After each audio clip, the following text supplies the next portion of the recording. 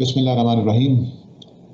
आप सब लोगों का शुक्रिया, हारिस साहब का, ज़ुल्फ़िकार साहब का, फ़ारूक साहब का, जिन्होंने एहतमाम किया है, और अलमौरद ऑस्ट्रेलिया के सारे साथियों का जिनसे वहाँ विज़िट के दौरान मुलाकात भी रही, सबका बहुत शुक्रिया। और जिनसे मुलाकात नहीं रही, सबका इस प्रोग्राम में शरीक होने का शुक्रिया, और बहुत मेहरबानी कि मुझे ये खिदमत का मौका दिया गया है। ये मौजू जो है आज हमारा, वो ज़रा बहुत वसी है, इतना वसी है कि मुझे अगर कहा जाए तो हज़ारों सफ़ात की किताब लिखी जा सकती है, और कई महीनों के लेक्चर जो हैं वो दिए जा सकते हैं। तो इसलिए मैंने एक कोशिश की है कि मुख्तसर से मैं इस लेक्चर में अहम पहलू जो हैं वो ज़रा बहस ले आऊँ। इसलिए मैंने सिर्फ दो लोगों का हकीकत में तारुफ कराऊँगा, एक यानी सहाबा का एक अमूमी तारुफ, और कुछ जो दूसरे ग्रोह पैदा हुए, और उसके बाद इमाम शाफी को ज़रा बयान करूँगा, क्योंकि वो पहले आदमी हैं जो इस ताल्लुक़ वाले हदीस और कुरान के जो ताल्लुक़ है उसकी बुनियाद बना रहे हैं। हमारे यहाँ बहुत सारे तसव्वुरात पाए जाते हैं जिनको मैंने यहाँ स्क्रीन पे एक तरह से शो किया है कि कुरान हाकिम है, हदीस उसके तहत है, 1 रुपये नहीं मानता। उसके नज़दीक हदीस हाकिम है और कुरान जो है उसकी बात मानी जाएगी, हदीस की बात मानी जाएगी, हदीस को कुरान की रोशनी में समझा जाएगा। कुछ लोग कुरान और हदीस को बराबर समझ रहे हैं, लेकिन कुरान को पहला मकाम देते हैं, हदीस को दूसरा। कुछ लोग हदीस को कुरान को बराबर तो समझते हैं, लेकिन हदीस को पहला मकाम देते हैं और कुरान को दूसरा। इसी तरह हदीस की रोशनी में कुरान समझ में आता है, या कुरान की रोशनी में हदीस समझ में आती है। तो हाकिम होने का तसव्वुर, इसकी रोशनी का तसव्वुर और बराबरी का तसव्वुर, ये तीनों तसव्वुर पाए जाते हैं हमारी उम्मत में। इसी तरह ये तसव्वुर पाया जाता है कि हदीस असल है, कुरान एक छोटा सा जुज़्व है, उसके बहुत से थोड़े से पहलुओं को करता है कवर। और दूसरा ये कि कुरान असल है, हदीस उसके कॉर्पस के अंदर एक छोटा सा इजाफा है, या कम से कम कुरान उसको घेरे हुए है, और उसके अंदर ये ताल्लुकात भी हमारे यहाँ बयान किए गए। लेकिन मैं जो कुरान हदीस का ताल्लुक जो है वो इमाम शाफी के तनाजुर में और फिर फ़िक्र फ़राही के तनाजुर में गुफ्तगू को महदूद रखते हुए करूँगा। बाकी ग्रुप जो है मसलन कुरान और हदीस बराबर हैं दोनों, हदीस अव्वल मकाम रखती है, ये हमारे यहाँ अहले ज़ाहिर या आजकल के अहले हदीस जो हैं उनका तसव्वुर है ये, ठीक है। और कुरान हाकिम है, हदीस उसके मातहत है, ये तकरीबन सारी उम्मत ही का है, जिसमें अहले ज़ाहिर भी शामिल हैं, लेकिन बहरहाल वो फ़र्क के साथ इसमें हम कह लीजिए कि जमहूर उम्मत की राय यही है। जमहूर उम्मत का मतलब है कि उम्मत की अक्सरियत की। हदीस की रोशनी में कुरान समझ में आएगा, ये तकरीबन आप समझ लीजिए कि हमारे जितने भी आजकल के लोग हैं वो यही कह रहे हैं, अगरचे उनका अमल इसके ख़िलाफ़ होता है, लेकिन ये इस वक्त की उम्मत जो है वो सारी इसी बात को मानती है।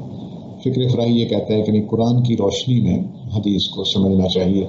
ये हम फ़िक्र फ़राही या अलमौरद वाले लोग जो हैं, उस्ताद गिरामी मौलाना इस्लाही, मौलाना फ़राही वगैरह, ये समझते हैं कि कुरान की रोशनी में हदीस को समझना चाहिए।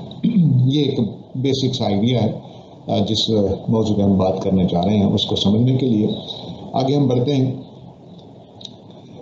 तो जैसा मैं कह रहा था कि ये बहुत लंबी गुफ्तगू हो सकती है कई नशिस्तों पर। सहाबा को मैंने बहसियत इजमात लिया है, अफराद के एतबार से नहीं लिया। दो एक जुमले अगरचे कोटेशन में आएंगे, लेकिन इमाम शाफी रहमतुल्लाह को मैंने ज़्यादा तफसील से लिया है, क्योंकि वो बड़ी तफसील से लिख रहे हैं।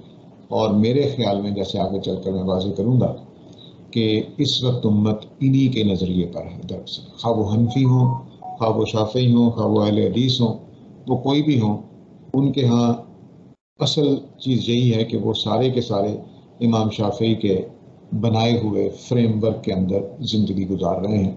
उनको कोई यानी अगर जुज़वी तौर पर इख्तिलाफ हुआ है तो हुआ है, कुल्ली तौर पर वो पूरी तरह से इमाम शाफी के साथ है। यानी पूरे जो बेसिक उन्होंने फाउंडेशन बना दी हैं, उसमें से कोई नहीं निकल सका, सवाए फिर हमारे फ़िक्र फ़राही के ग्रुप के ने कुछ नई चीज़ें ऐसी की हैं जो हम बुनियादी फ्रेम से थोड़ा सा डिफरेंट नजर आते हैं।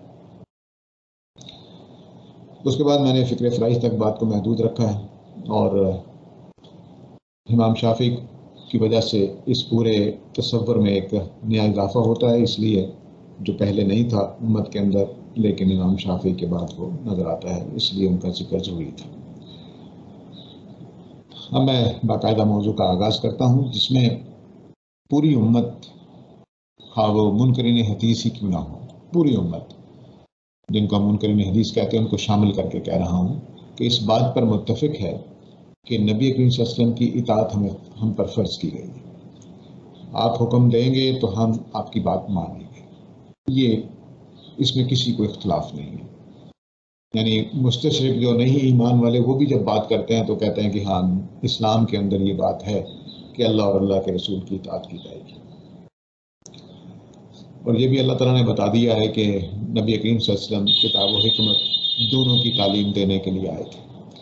چنانچہ یہ جو آیت ہے سورہ نساء کی کہ اطیعوا اللہ و اطیعوا الرسول، یہ اسی بات کو واضح کرتی ہے، جو علمہم الکتاب والحکمہ اس بات کو واضح کرتی ہے۔ تو اس طرح سے یہ امت کے اندر یہ کبھی بھی اختلاف نہیں رہا اس بات پر کہ نبی کریم صلی اللہ علیہ وسلم کی بات کو ماننا فرض کیا گیا ہے، یہ سارے ہی مانتے ہیں، خواہ وہ پرویز کے ماننے والے ہوں، سر سید کے ماننے والے ہوں، اور باقی امت جمہوری امت ہوں، حنفی ہوں، شافعی ہوں، مالکی ہوں، سب کے ہاں یہ متفقہ بات ہے، اور ہمارے ہاں بھی ہم بھی اس میں سے انکار نہیں کر سکتے، یہ بالکل واضح دو ٹوک بات ہے۔ اب نبی کریم صلی اللہ علیہ وسلم کی جو حیثیت ہے وہ ہے کیا؟ قرآن مجید یہ کہتا ہے کہ نبی کریم صلی اللہ علیہ وسلم بے اذن اللہ مطاع ہے۔ مطاع کا مطلب جن کو فالو کیا جائے، جن کی بات مانی جائے۔ یہ قرآن مجید نے اس آیت میں بیان کیا سورہ نساء کی کہ میں نے کسی رسول کو بھی نہیں بھیجا مگر یہ کہ اس کی اطاعت کی جائے اللہ کے حکم سے، اللہ کی اجازت سے۔ اذن کے معنی دو ہیں، حکم اور اجازت۔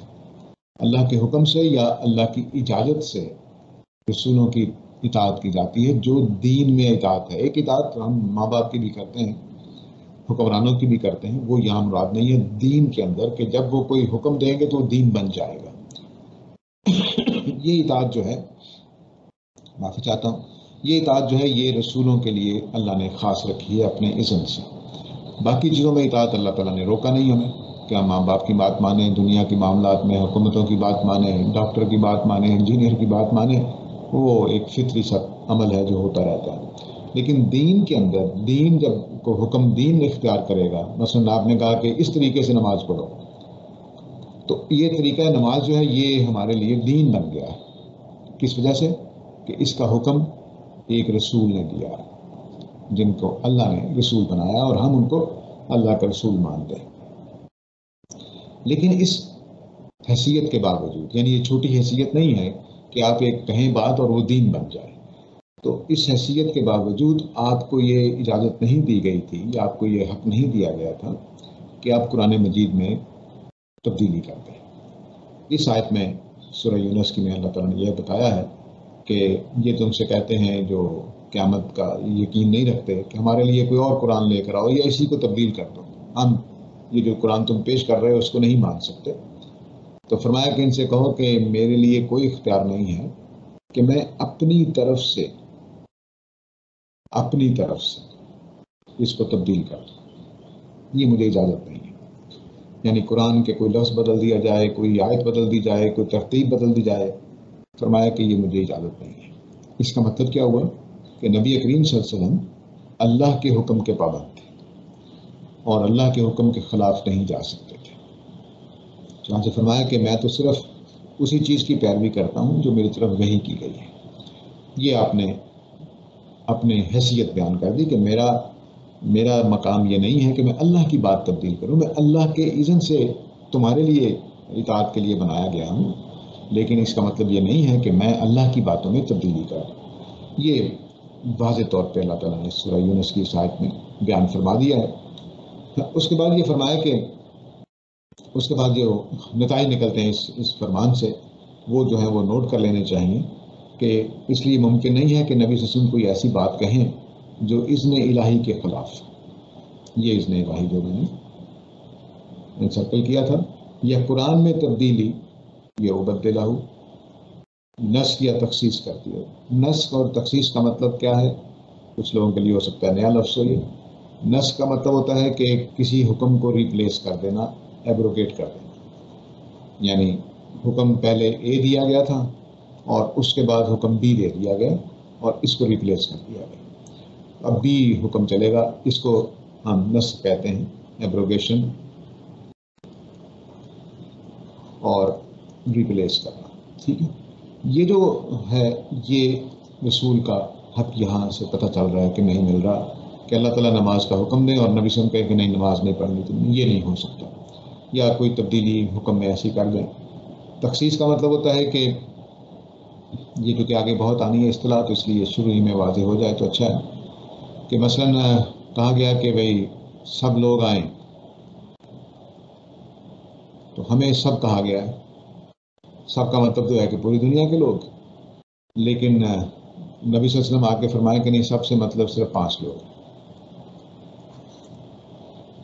ٹھیک ہے، یہ تخصیص کر دی ہم نے۔ ایک جنرل بات کے اندر ہم نے کچھ لوگ اسپیسیفک مان لیے، باقی لوگوں کو کہا کہ باقی لوگوں کو بلایا نہیں گیا، سب لوگوں سے مراد 5 لوگ ہیں۔ تو اب یہ اس کو ہم تخصیص کہتے ہیں کہ جنرل رول کے اندر اسپیسیفیکیشن کر دی جائے کہ نہیں سارے لوگ مراد نہیں تھے، بس یہ اس طرح کے لوگ مراد تھے، انہیں کو آنا ہے، باقی لوگوں نے نہیں آنا، تو یہ تخصیص ہوتی ہے۔ یہ بھی ایبروگیشن ہی ہے ایک طرح کی، کہ کہا گیا تھا سارے لوگوں کو بلایا گیا تھا، لیکن بعد میں حکم آیا کہ نہیں یہ 5 لوگ، تو یہ اللہ کا حکم تھا فرض کر لیجئے، اور یہ نبی صلی اللہ علیہ وسلم کا حکم تھا، تو کہا جائے گا کہ نبی صلی اللہ علیہ وسلم نے اللہ کے حکم میں تخصیص کر دی، یعنی اس کے جو جنرل کمانڈ تھی اس کو نیرو کر دیا اپنے کسی بھی پہلو سے، خواہ وہ لوگوں کے پہلو سے کر دیا گیا ہو یا آنے کے پہلو سے کر دیا گیا ہو، کہ آنے کا مطلب صرف گھروں میں آن لائن کنیکشن ہے بس، تو یہ بھی ٹھیک ہو سکتا ہے۔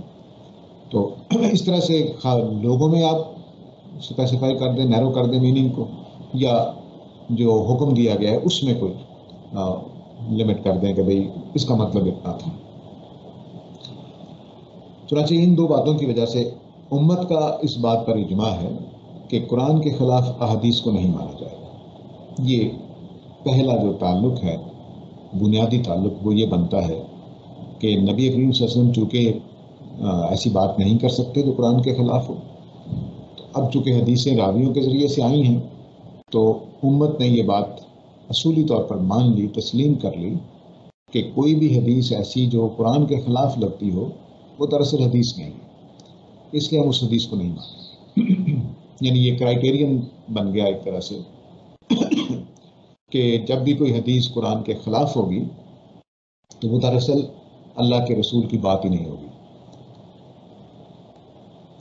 تو جو اللہ کے رسول کی بات نہیں ہوگی تو پھر ہم نہیں مانیں گے۔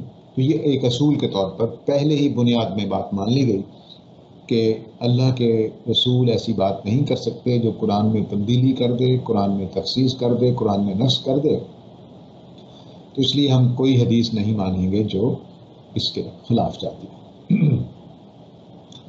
چنانچہ مشہور ہمارے ایک اصول حدیث کے لکھنے والے ہیں خطیب بغدادی جن کو کہتے ہیں، ان کا نام ابو بکر احمد ان کا نام ہے، ابو بکر ان کی کنیت ہے، یہ کہتے ہیں کہ کوئی خبر واحد جو ہے وہ نہیں مانی جائے گی۔ اب یہ دیکھیے یہ میری آپ کی بات نہیں ہے، یہ ایک بہت بڑے محدث ہیں، ان کی بات ہے کہ کوئی بھی خبر واحد قبول نہیں کی جائے گی جب وہ عقل کے فیصلوں کے خلاف منافی ہو، عقل کے فیصلوں کے خلاف جاتی ہو، وہ نہیں مانی جائے گی۔ انہوں نے نمبر 1 عقل کو دیا، کیونکہ جس زمانے میں یہ لکھا جا رہا ہے اس زمانے میں جو عقلی فیصلے تھے ان کو سب سے زیادہ یقینی مانا جاتا ہے قرآن کی آیتوں سے بھی زیادہ، کیونکہ قرآن کی آیتوں کے بارے میں اس زمانے میں خیال یہ تھا کہ اس کی انڈرسٹینڈنگ چونکہ ضمنی ہے تو اس لیے اس کو نہیں ہم پہلا نمبر نہیں دیں گے، پہلا نمبر عقل کا ہے۔ اس کے بعد فرمایا کہ حکم القرآن ثابت المحکم، قرآن کا وہ حکم جو ثابت بھی ہو قرآن میں اور محکم بھی ہو، یعنی بالکل 2 ٹوک ہو، واضح ہو، اس کے خلاف بھی نہیں مانی جائے گی۔ تو دوسرے نمبر پہ حکم القرآن ہے۔ اس کے بعد سنہ المعلومہ ہے، یعنی وہ سنت جو ساری امت جانتی ہے، کوئی اس میں فرق نہیں ہے، اس کے خلاف بھی نہیں مانی جائے گی۔ الفعل الجاری مجرى سنہ، وہ چیز جو سنت کے طریقے پر جاری ہے اس کے خلاف بھی بات نہیں مانی جائے گی۔ یا اس کے علاوہ کوئی بھی قطعی دلیل آ جائے جو بات بتا دے کہ نہیں یہ نبی صلی اللہ علیہ وسلم کی بات نہیں ہو سکتی، وہ بھی نہیں مانی جائے گی۔ یہ 5 چیزیں ہیں جن پر یہ لوگ سمجھتے تھے کہ اگر ان کے حدیث ان کے خلاف ہو جائے تو ہم نہیں مانیں گے۔ ہمارا دائرہ چونکہ صرف یہ ہے کہ قرآن کے خلاف جب بات ہوگی تو پھر نہیں مانی جائے گی۔ تو یہ محدثین کا بھی اتفاق ہے اور ساری امت کا بھی اس پر اتفاق ہے۔ یہ پہلا تعلق ہے جو حدیث اور قرآن میں بنتا ہے کہ وہ حدیث نہیں مانی جائے گی جو حدیث قرآن کے خلاف جائے گی، البتہ قرآن کے کس بات کے خلاف؟ جو ثابت اور محکم ہوگی۔ یہ ایک ایسا دائرہ ہے جس میں پھر بہت فائدہ اٹھایا گیا اور بہت ساری چیزیں جو ہیں وہ چونکہ حکم محکم نہیں رہا، جب 2 مفسرین کا اختلاف ہو گیا تو حکم محکم نہیں رہے گا، تو اس لیے پھر وہ بہت ساری حدیثیں اس میں مان لی گئی۔ یہ تو اصولی طور پر تو یہ بات کہہ دی گئی، لیکن حقیقت ایسی ہے کہ بے شمار حدیثیں ایسی ہیں کہ جو قرآن کے خلاف لگتی ہیں۔ قرآن کے خلاف لگنے کی بات اس لیے کر رہا ہوں میں کہ ہو سکتا ہے کوئی ایسا پہلو کوئی صاحب بتا دیں کہ جس سے پتہ چلے کہ نہیں خلاف نہیں تھی۔ تو یہ عمل چلتا رہتا ہے علمی دنیا میں، تو ہمیں خلاف لگنے یعنی بظاہر ایسا لگ رہا ہے کہ یہ قرآن کی بات سے ٹکراتی ہیں، لیکن ضروری نہیں ہے کہ وہ ٹکرانے والی۔ چند مثالیں دیکھ لیجئے، پھر اس کے بعد ہم آگے بڑھیں گے۔ یہ ایک قرآن مجید نے خوف کی حالت میں نماز قصر کی کا حکم دیا ہے کہ نماز کم کر لو، اس میں سفر کا بھی بلا شبہ ذکر ہے، لیکن بعد میں کیا ہوا کہ خوف کا ایلیمنٹ جب ختم ہو گیا تو قصر تب بھی جاری رہی۔ تو صحابہ کے دل میں سوال پیدا ہوا، اس میں حضرت عمر جیسے آدمی ہیں اور یعلا بن امیہ تابعی ہیں، یہ کہتے ہیں کہ بھئی یہ کیا بات ہوئی، قرآن مجید نے تو خوف کی حالت میں نماز کو قصر کیا تھا، لیکن ہم ابھی تک سفر میں قصر کر لیتے ہیں، حالانکہ خوف نہیں رہا، پورے ملک میں امن ہے، تو اس کی کیا وجہ ہے؟ تو حضرت عمر نے ان سے کہا کہ جس پر تم حیران ہو رہے ہو اس میں میں بھی حیران ہوا تھا کہ نبی کریم صلی اللہ علیہ وسلم ایسا کیوں کر رہے ہیں۔ تو کہتے ہیں کہ حضرت عمر کہتے ہیں کہ میں نے نبی صلی اللہ علیہ وسلم سے پوچھا اس کے بارے میں، تو آپ نے بس اتنا کہا کہ بھئی اللہ تعالیٰ نے تمہارے لیے صدقہ کیا ہے، قبول کر لو۔ اس سے آپ نے کیا جواب دیا کہ بس اللہ کی طرف سے ایسا ہے، جبکہ قرآن مجید میں واضح طور پر ہے کہ یہ دونوں چیزیں اکٹھی ہیں۔ بات خالی خوف یا خالی سفر، خوف تو ہو سکتا ہے کیونکہ اس میں شرط کے طور پر اس کا ذکر کیا گیا ہے، لیکن سفر تو بس ایسا ہی ہے کہ جب تم نکلو سفر پر تو، اور اگر خوف ہو تو تم نے قصر کرنی ہے۔ تو خالی خوف تو ہو سکتا ہے قصر نماز کا سبب، لیکن سفر کیسے ہو سکتا ہے؟ تو یہ وہ چیز تھی جس کو لوگوں نے، لیکن نبی صلی اللہ علیہ وسلم کا عمل اس کے خلاف ہے، یعنی قرآن واضح طور پر خوف کو شرط بناتا ہے کہ اگر خوف موجود ہو اور سفر کر رہے ہو تو تم قصر کرو گے، لیکن نبی صلی اللہ علیہ وسلم صرف سفر میں قصر کر رہے ہیں، خوف موجود ہو نہ ہو۔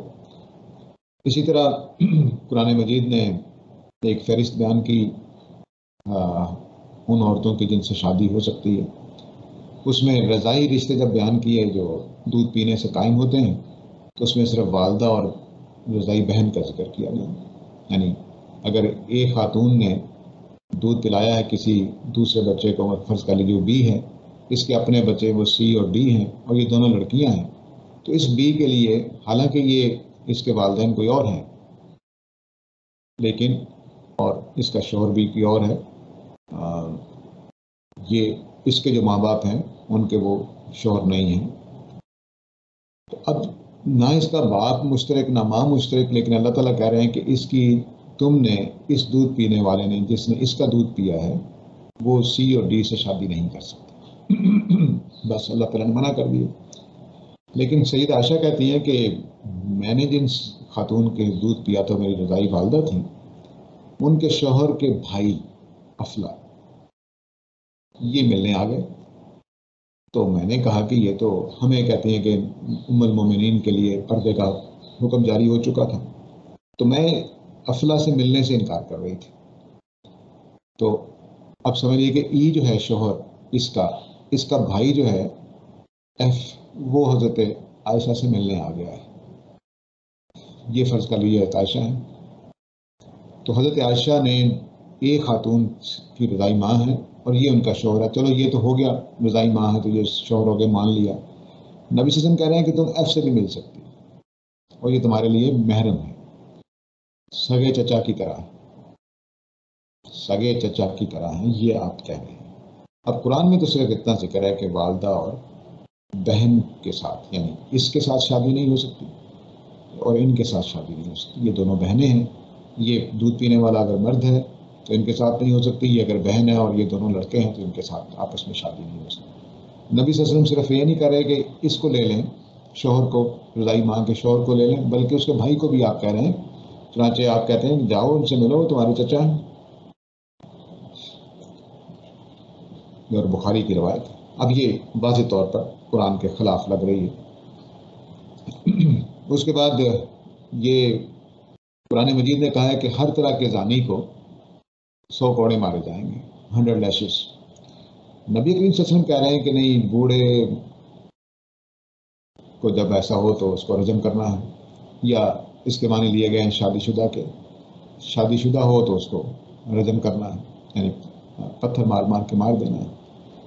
یہ بھی قرآن کے خلاف لگ رہی ہے۔ تو اس طرح کی بہت ساری حدیثیں ہیں جو، اسی طرح یہ حدیث ہے کہ قرآن مجید کہہ رہا ہے کہ میں نے انما، صرف کا لفظ بول کر کہہ رہا ہے کہ میں نے تمہارے اوپر میتا یعنی مردار، خون، سور کا گوشت اور جو اللہ کے نام کے علاوہ ذبح کیا گیا، اللہ کا نام لیے بغیر کسی غیر اللہ کا نام لیا گیا، تو وہ سارے حرام ہو جائیں گے۔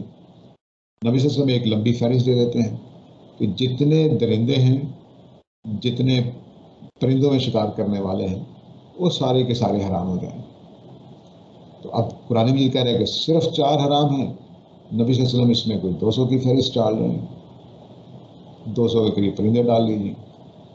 4 چیزوں کے مقابلے میں آپ نے 400 چیزیں، نمبر ایسے بتا رہا ہوں اگزامپل کے طور پر، 400 چیزیں آپ نے منع کر دی، ٹھیک ہے، کہ بھی قرآن کے خلاف ہے۔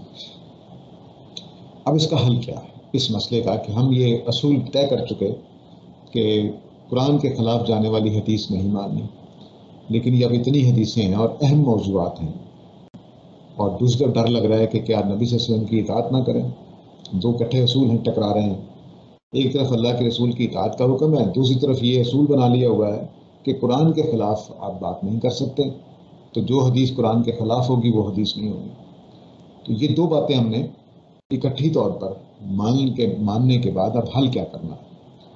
تو معتزلہ اور خوارج نے تو یہ سیدھا اصول بنا لیا کہ ہم بس مانیں گے ہی نہیں، بلکہ ایک معتزلی کرابیسی جو ہیں ان کا استدلال ہے کہ سمجھو، فرض کر لو کہ ایک بیگ کے اندر 100 ٹافیز ہیں اور وہ 99 اس میں بالکل ٹھیک ہیں، لیکن ایک اس میں زہر والی ہے، تو کس کی جرت ہوگی کہ ان میں سے ایک بھی کھائے، کیونکہ ہو سکتا ہے جو وہ منہ میں ڈالنے والا ہو وہ زہریلی ہو۔ تو حالانکہ 99 ٹھیک ہیں، ایک غلط ہے، تو کہتے ہیں ہم حدیثیں مانتے ہی نہیں۔ اسی وجہ سے ہم نے پھر اپنا نام اہل سنت رکھا، کیونکہ انہوں نے کہا کہ ہم یہ حدیثیں نہیں مانتے، تو اس کو سمجھا گیا کہ یہ سنت کو نہیں مانتے۔ لیکن دوسری طرف صورتحال یہ ہے کہ بہت سے صحابہ جو تھے وہ دونوں پر عمل کرتے نظر آتے ہیں، حدیثوں پر بھی اور قرآن پر بھی، ٹھیک ہے۔ جیسے عبداللہ بن عباس رضی اللہ عنہ کا یہ جملہ ہے کہ ہم بہت سی ایسی چیزوں کی ترک کر دیتے ہیں جن کے متعلق اللہ کی کتاب میں حرمت کا حکم نہیں ملتا، یعنی اللہ نے ان کو حرام نہیں کیا، لیکن نبی صلی اللہ علیہ وسلم نے حرام کر دیا تو ہم اس کو چھوڑ دیتے ہیں۔ ابن عباس کہا کہ ہاں، ہم ایسے ہی کرتے ہیں، کیونکہ اللہ کے رسول کی بیان کردہ حرمت کا بھی حکم وہی ہے جو قرآن کا ہے۔ یہ ان کا، میں نے انڈرسٹینڈنگ ان کی نکالی ہے کہ رسول اللہ صلی اللہ علیہ وسلم نے کھجور کا پھل بیچنے سے منع فرمایا ہے جب تک کہ وہ کھانے کے قابل نہ ہو، یعنی کچا کھجور کا پھل نہیں بیچا جائے گا۔ آپ نے منع کر دیا، تو قرآن میں تو نہیں منع کیا گیا لیکن ہم منع کر رہے ہیں۔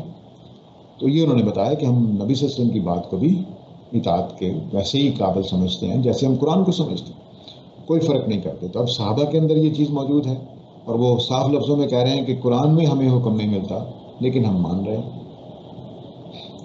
اسی طرح عبداللہ بن عمر کا قصر نماز کے بارے میں ہے کہ محمد صلی اللہ علیہ وسلم کا، اللہ تعالیٰ نے محمد صلی اللہ علیہ وسلم کو بھیجا تو ہمیں کسی بات کا علم نہیں تھا، یعنی ہم نے جو کچھ سیکھا آپ ہی سے سیکھا، اس لیے ہم تو ویسے ہی کرتے ہیں جیسے ہم نے محمد صلی اللہ علیہ وسلم کو کرتے دیکھا۔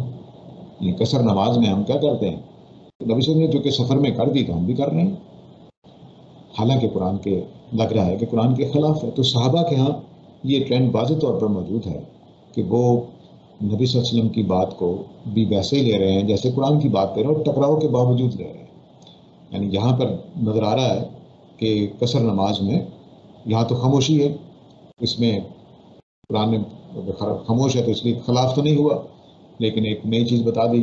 اور یہاں یہ ہے کہ خلاف بھی ہو رہا ہے قصر کی نماز کا معاملہ، لیکن وہ کہتے ہیں کہ جس طرح نبی صلی اللہ علیہ وسلم نے کیا ویسے ہم نے کر دیا۔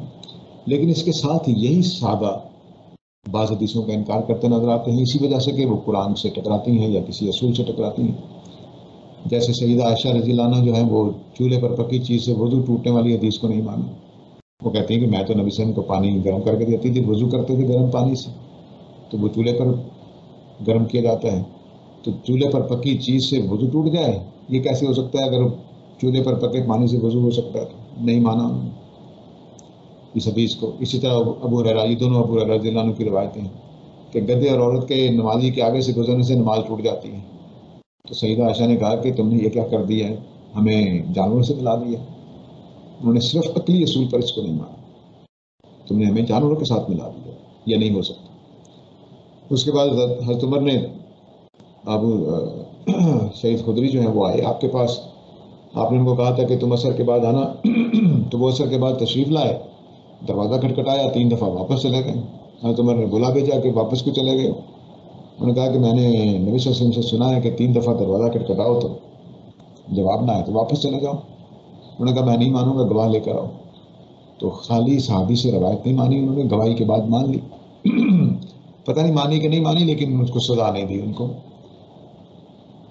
حضرت عمر کہا کرتے تھے کہ میت کے رونے سے نبی صلی اللہ علیہ وسلم نے فرمایا کہ میت کو عذاب ہوتا ہے۔ سیدہ عائشہ نے کہا کہ لا تزر وازرۃ وزر اخری، قرآن کی آیت پڑھی اور کہا کہ یہ نہیں مانوں گی میں روایت۔ حضرت عمر کو سننے میں غلطی لگی اور رسولی جملہ بولا کہ انما السمع یخطی، کان جو ہے سننے میں غلطی کر جاتے ہیں۔ حضرت معاویہ اور عائشہ نے نبی کریم صلی اللہ علیہ وسلم کو معراج کے موقع پر دیکھا، یہ بتایا جاتا ہے کہ اللہ تعالیٰ نے نبی صلی اللہ علیہ وسلم نے اللہ تعالیٰ کو دیکھا معراج کے موقع پر۔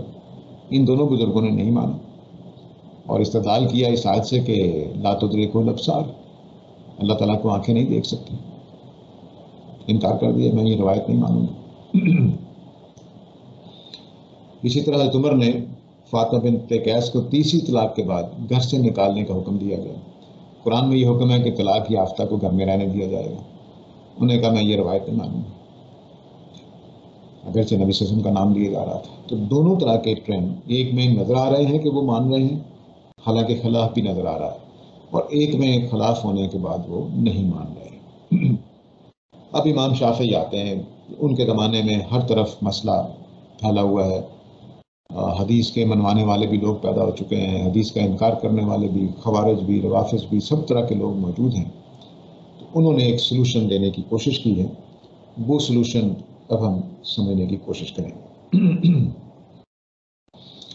پہلی بات انہوں نے یہ کہی کہ اللہ تعالیٰ کی طرف سے نبی صلی اللہ علیہ وسلم جو کچھ بھی کہتے ہیں وہ وحی کے ذریعے کہتے ہیں، یعنی قرآن بھی وحی ہے اور حدیث بھی وحی۔ یہ بہت اہم بات ہے، اس کے بعد ابھی تک ہم اس اصول سے نہیں نکلے۔ وحی کی ایک قسم وہ ہے جس کی تلاوت کی جاتی ہے، اور ایک قسم وہ ہے جو رسول اللہ علیہ وسلم پر نازل کی جاتی تھی اور اس کی روشنی میں آپ حکم احکام فرماتے تھے۔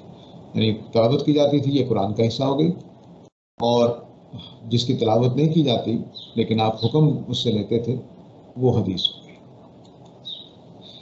ٹھیک ہو گیا جی؟ تو دو طرح کی وحی ہیں نبی کریم صلی اللہ علیہ وسلم کے پاس، ایک قرآن میں لکھ دی گئی ہے، ایک قرآن میں نہیں لکھی گئی۔ جو قرآن میں نہیں لکھی گئی وہ بھی ہے تو وہی، نبی صلی اللہ علیہ وسلم اس سے حکم نکالتے تھے۔ امام شافعی نے اس کو الحکمہ بھی کہا ہے، جو اس آیت میں اللہ تعالیٰ نے بیان کیا ہے کہ یعلمہم الکتاب والحکمہ، کہ وہ قرآن مجید بھی سکھاتے ہیں اور ان کے مطابق حدیث بھی سکھاتے ہیں۔ یہ انہوں نے اس آیت سے یہ مطلب لیا اور یہ پوائنٹ انہوں نے یہ اب حدیث کا کہتے ہیں کہ ایک بڑا حصہ اس کے تحت آئے گا کہ وہ احادیث قرآن میں تو مذکور نہیں ہے لیکن نبی صلی اللہ علیہ وسلم کو وحی آئی تھی تو وہ آپ نے بتائی ہے، تو ہمیں قرآن کے علاوہ بھی کچھ ماننا ہے، قرآن کے علاوہ بھی ہمیں کچھ ماننا ہے۔ اس میں تو امت کو کوئی اختلاف نہیں ہے کہ قرآن کے علاوہ کچھ ماننا ہے، لیکن بہرحال ان کی پوری بات سمجھنے کے لیے ان کی یہ بات. دوسری بات وہ کہتے ہیں کہ نبی کریم صلی اللہ علیہ وسلم، پہلی بات یہ ہے کہ آپ قرآن کے علاوہ بھی کچھ وحی دے کر گئے ہیں، اس کو ماننا ہوگا. دوسرا وہ کہتے ہیں کہ نبی کریم صلی اللہ علیہ وسلم قرآن کی تبیین پر مامور تھے. تبیین ایکسپلینیشن، یعنی آپ ایکسپلین کرنے پر مامور تھے کہ قرآن کی ایسی آیتوں کی تفسیر کی جائے، ایسی آیتوں کو سمجھایا جائے جن کی ضرورت ہے کہ ان کی وضاحت کی جائے. تو اب امام شافعی کا کہنا یہ ہے کہ ایک بڑا حصہ حدیث کا اس کیٹیگری میں فال کرے گا جو ایکسپلینیشن کے تحت آئیں گی. تب دو پوائنٹ آپ نے ذہن میں رکھنے ہیں. امام شافعی کا پوائنٹ نمبر 1 یہ ہے کہ نبی کریم صلی اللہ علیہ وسلم پر وحی آتی تھی، قرآن بھی ایک وحی ہے اور حدیث بھی ایک وحی ہے، تو یہ سارا کچھ وحی ہے، اس لیے ماننا پڑے گا. دوسری بات یہ کہہ رہے ہیں کہ کچھ چیزیں وحی نہیں ہیں لیکن نبی کریم صلی اللہ علیہ وسلم اس کی ایکسپلینیشن کرتے ہیں. وہ وحی بھی ہو سکتی ہے اور غیر وحی بھی ہو سکتی ہے، لیکن نبی صلی اللہ علیہ وسلم اس کو ایکسپلین کرنے کی ذمہ داری اس آیت میں ڈالی گئی ہے کہ ہم نے آپ کی طرف ذکر نازل کیا ہے تاکہ آپ لوگوں پر واضح کر دیں. ان کے مطابق ترجمہ یہ ہوگا کہ اس کو واضح کر دیں. ٹھیک ہے، میں نے اس کو کلر چینج کر کے نمایاں کیا. تو اب یہ 2 پوائنٹس ہیں. ایک میں براہ راست آپ دے سکتے ہیں نیا دین حدیث کے صورت میں، اور دوسرا یہ کہ قرآن کی ایکسپلینیشن کریں گے. تو یوں سمجھ لیجئے کہ حدیث کی 2 کیٹیگریز ہو گئی، ایک قرآن کی ایکسپلینیشن اور دوسری نیا دین جس میں قرآن خاموش ہے. تو اب یہ ان کا پورا کانسیپٹ ہے حدیث کا کہ قرآن مجید کی ایکسپلینیشن والی حدیثیں اور نیا حکم جو صرف حدیث میں آیا ہے قرآن میں نہیں آیا. تو جہاں قرآن خاموش ہے وہاں آپ نیا حکم دے سکتے ہیں. اس کی آپ مثال لے سکتے ہیں ختنے کی، داڑھی رکھنے کی، عقیقہ کرنے کی. قرآن میں حکم نہیں ہے لیکن حدیث دے رہی ہے. لیکن بہت ساری حدیثیں قرآن کی ایکسپلینیشن میں آئیں گی، جیسے آگے چل کر وہ ہم کچھ مثالوں سے واضح کریں گے. اب جو پہلا حصہ ہے اس میں تو امت کو کوئی مسئلہ نہیں ہے کہ ٹھیک ہے نبی صلی اللہ علیہ وسلم نیا دین بھی دیتے ہیں، وہ ہم قبول کریں گے. ساری امت اس بات پر متفق ہے. بس ثبوت کا مسئلہ رہ جاتا ہے کہ یہ ثابت ہوا کہ نہیں ثابت ہوا. تو 2 دائروں میں اب ہم نے لے کر چلنا ہے ساری بات کو. ایک وہ دائرہ ہے جس میں قرآن خاموش ہے اور حدیث کی بنیاد پر نبی صلی اللہ علیہ وسلم نے نیا دین دے دیا ہے، اور دوسرا حصہ وہ ہے کہ قرآن خاموش نہیں ہے، نبی صلی اللہ علیہ وسلم اس کی وضاحت کر رہے ہیں یا اس کی ایکسپلینیشن دے رہے ہیں. یہ حدیث کے 2 حصے امام شافعی کے نزدیک 2 بڑی کیٹیگریز بن جاتی ہیں. اب تبیین کے نظریہ جو ہے یہ بہت ہی اہم ہے. جو ایکسپلینیشن کا تصور ہے، اگر امام شافعی کا وہ سمجھ نہ آئے تو بہت ساری حدیثیں چھوڑنی پڑیں گی. انہوں نے ان حدیثوں کو سیٹ کرنے کے لیے جو قرآن کے خلاف لگ رہی تھی، تبیین کا ایک نیا کانسیپٹ دیا جو اس وقت تقریباً جمہور امت مان رہے ہیں، تمام علماء اس کو مان رہے ہیں. تبیین کا نظریہ. تبیین کا نظریہ اس کو ہم ان کے اپنی زبان میں تبیین نہیں ہے، وہ البیان کہتے ہیں. البیان کا مطلب ہوتا ہے ایکسپریس کرنا. تو ایکسپریشن جو ہے وہ امام شافعی کے نزدیک عام ہمارا جو تصور ہے باتیں بیان کرنے کا وہ ڈیفرنٹ ہے. انہوں نے کہا ہے کہ قرآن مجید کا البیان خاص طرح کا البیان ہے. قرآن مجید کا ایکسپریشن کا طریقہ بہت ڈیفرنٹ ہے، اس کو سمجھنا چاہیے. اور پھر اس کے لیے انہوں نے اپنی کتاب الرسالہ میں بہت اہم بحثیں کی ہیں اور بہت نازک، بہت لطیف قسم کی بحثیں ہیں، اور ان کی ذہانت کا پتہ چلتا ہے اس سے. وہ یہ کہتے ہیں کہ اب یہ کس لیے ہے؟ اختلافات کو ظاہر کرنے کے لیے. یعنی یہ اس دائرے میں بات نہیں کر رہے ہیں جہاں قرآن خاموش ہے اور نیا دین آ گیا، وہاں تو کوئی مسئلہ نہیں، ٹکراؤ ہو ہی نہیں رہا. جہاں اختلاف پیدا ہو رہا ہے قرآن اور حدیث کے درمیان، اس کو زائل کرنے کے لیے، اس کو ریموو کرنے کے لیے وہ یہ تصور دے رہے ہیں تبیین کا کہ تبیین ہوتی کیا ہے، ایکسپلین کرنا ہوتا کیا ہے. تو پہلے انہوں نے البیان سمجھایا، اس کے نتیجے میں پھر ایکسپلینیشن بتایا. قرآن ان کا پہلا پوائنٹ یہ ہے تبیین کو سمجھاتے ہوئے کہ قرآن مجید مجمل ہے، اس لیے نبی کریم صلی اللہ علیہ وسلم کو اس کی تفصیل دینی پڑتی ہے. مجمل، مختصر، اور نبی صلی اللہ علیہ وسلم کو اس کی تفصیل دینی پڑتی ہے. قرآن نے کہا نماز قائم کرو، یہ مجمل حکم دے دیا. اور نبی صلی اللہ علیہ وسلم نے کیا بتایا؟ آپ نے بتایا کہ اس کا وقت کیا ہے، تو آپ نے بتایا طریقہ کیا ہے، آپ نے بتایا رکعتیں کیا ہیں، یہاں رکعت ہونا چاہیے، اس کی رکعتیں کیا ہیں، پوری تفصیل آپ نے کی۔ قرآن نے حکم دیا تھا مجمل، آپ نے اس کی تفصیل کر دی۔ اس وجہ سے نبی صلی اللہ علیہ وسلم کی حیثیت کو ماننا پڑے گا، سنت کو ماننا پڑے گا، کیونکہ وہ مجمل قرآن کی تفصیل کر رہے ہیں۔ دوسری بات انہوں نے کہی کہ متکلم عام بات کرتا ہے، یہاں میں نے متکلم کا لفظ اس لیے بولا کہ یہ قاعدہ عموماً بھی ٹھیک ہے، ہماری کتابوں کے بارے میں بھی، ہماری باتوں کے بارے میں بھی، اس لیے میں نے متکلم یہاں ڈول دیا، ورنہ قرآن لکھنا چاہیے تھا۔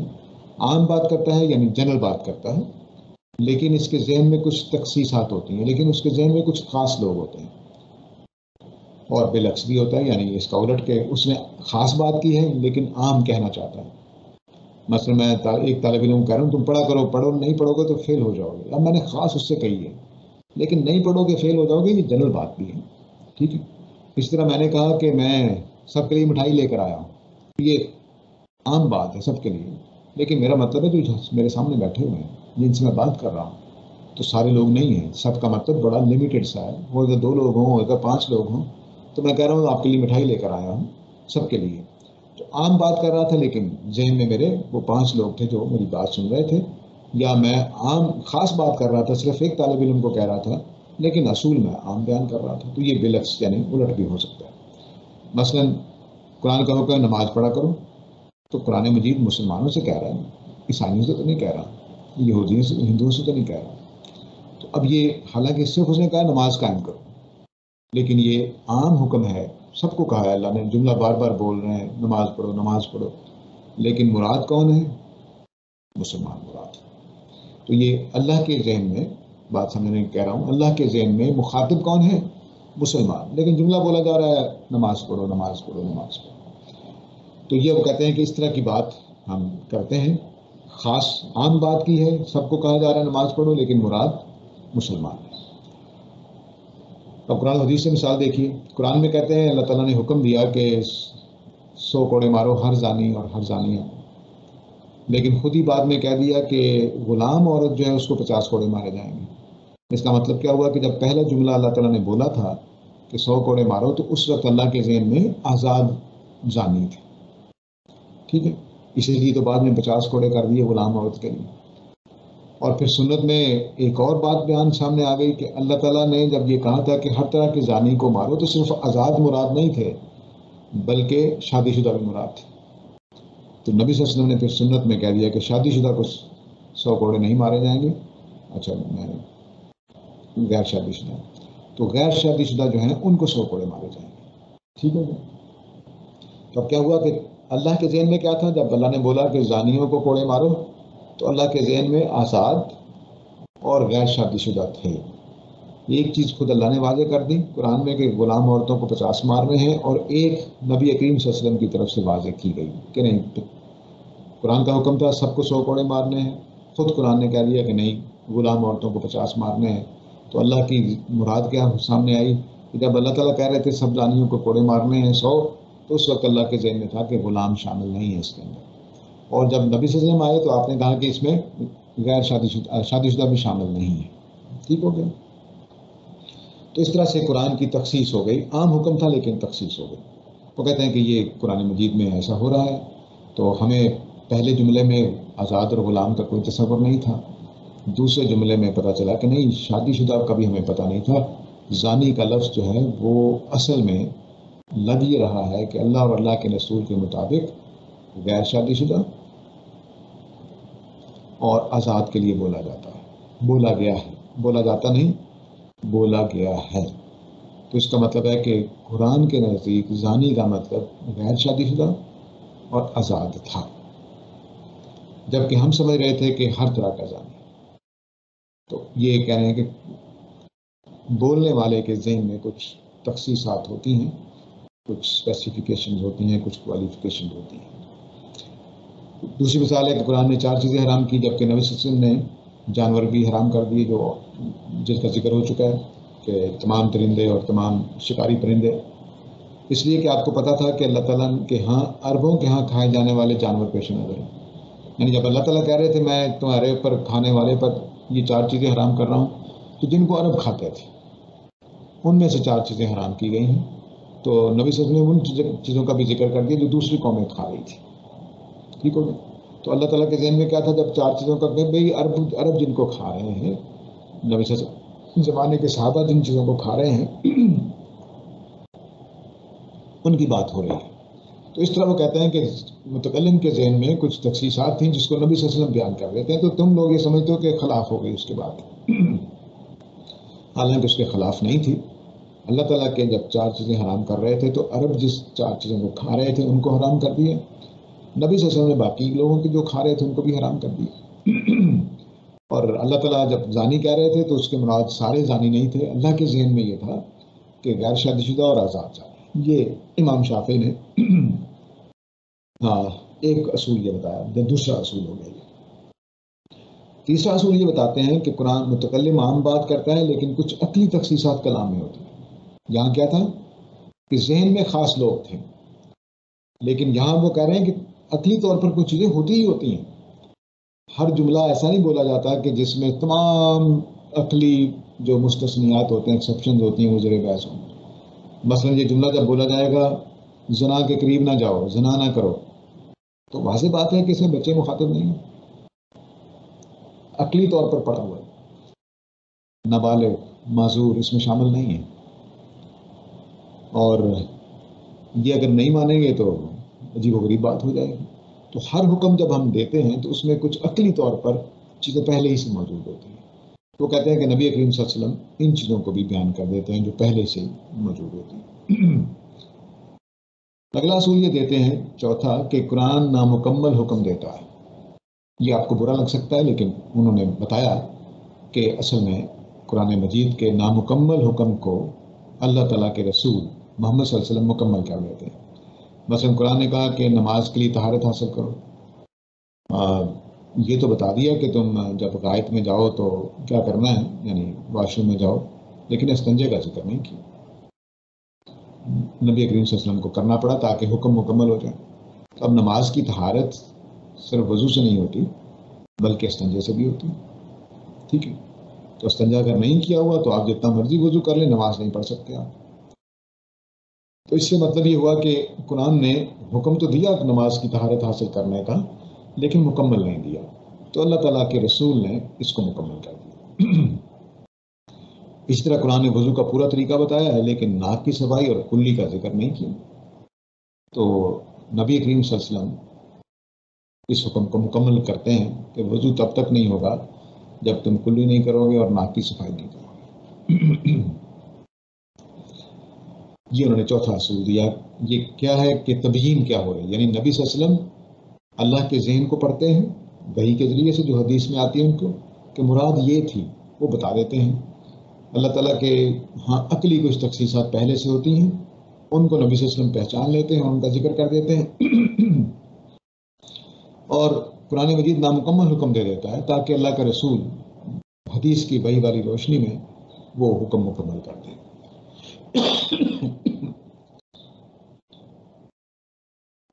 اس کے بعد یہ انہوں نے اصول دیا، پانچواں اصول، کہ قرآن کی متعدد نصوص پر مبنی حکم سے، یعنی متعدد نصوص کئی آیتوں پر، ایک حکم آ گیا البقرہ میں، دوسرا حکم آ گیا المائدہ میں، تیسرا حکم آ گیا مثلا سورہ نساء میں. ان تینوں حکموں کو ملا کر ایک بٹوین دی لائن کو چیز ہوتی ہے جس کو نبی صلی اللہ علیہ وسلم دریافت کرتے ہیں. مثلا اللہ نے کہا کہ قبلے کا ہر حالت میں اپنانا ہے، یعنی قرآن کہتا ہے من حیث خرجت فولی وجہک شطر المسجد الحرام من حیث کنتم، تم جہاں بھی ہو، سفر میں ہو، کہیں جا رہے ہو، جہاں بھی ہوگے تم نے قبلہ رو ہونا ہے. لیکن دوسری جگہ پر اللہ تعالیٰ کہتے ہیں کہ پیدل اور نماز پڑھ سکتے اور سواری پر بھی نماز پڑھ سکتے. تو اب فرض کر لیجئے کہ ہمارا پاکستان میں قبلہ مغرب کی طرف ہوتا ہے تو ایک قافلہ مشرق کی طرف جا رہا ہے، سب قافلے والوں کا منہ مشرق کی طرف. اب یہ چلتے ہوئے گھوڑوں پر سوار ہو کر تو قبلہ رو نہیں ہو سکتے.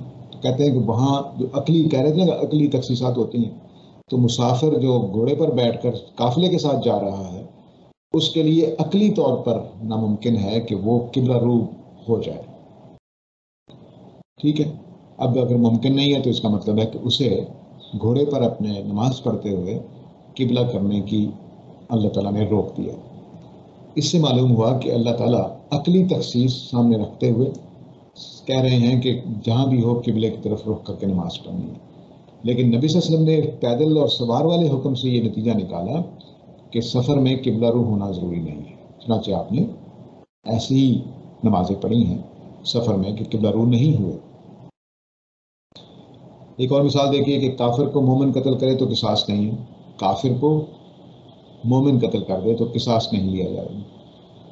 یہ کہتے ہیں کہ نبی صلی اللہ علیہ وسلم نے جزیہ والی آیت سے، قرآن کہتا ہے کہ جو بھی قتل کرے گا اس کو سزا دی جائے گی، تو النفس بالنفس والی جو آیت ہے جس میں جو قاتل ہے اس کو سزا دی جائے گی، یعنی جان کا بدلہ جان، اس میں سے نبی صلی اللہ علیہ وسلم نے جزیہ والی آیتوں سے تخصیص کر دی کہ جزیہ والی آیتوں میں یہود کو یا مجوس کو مارنے کا حکم دیا گیا ہے، تو بس ٹھیک ہے، ان کو سزا دی جا سکتی ہے۔ اب اس کو کوئی قتل کر دے تو پھر النفس بالنفس والا معاملہ نہیں ہوگا۔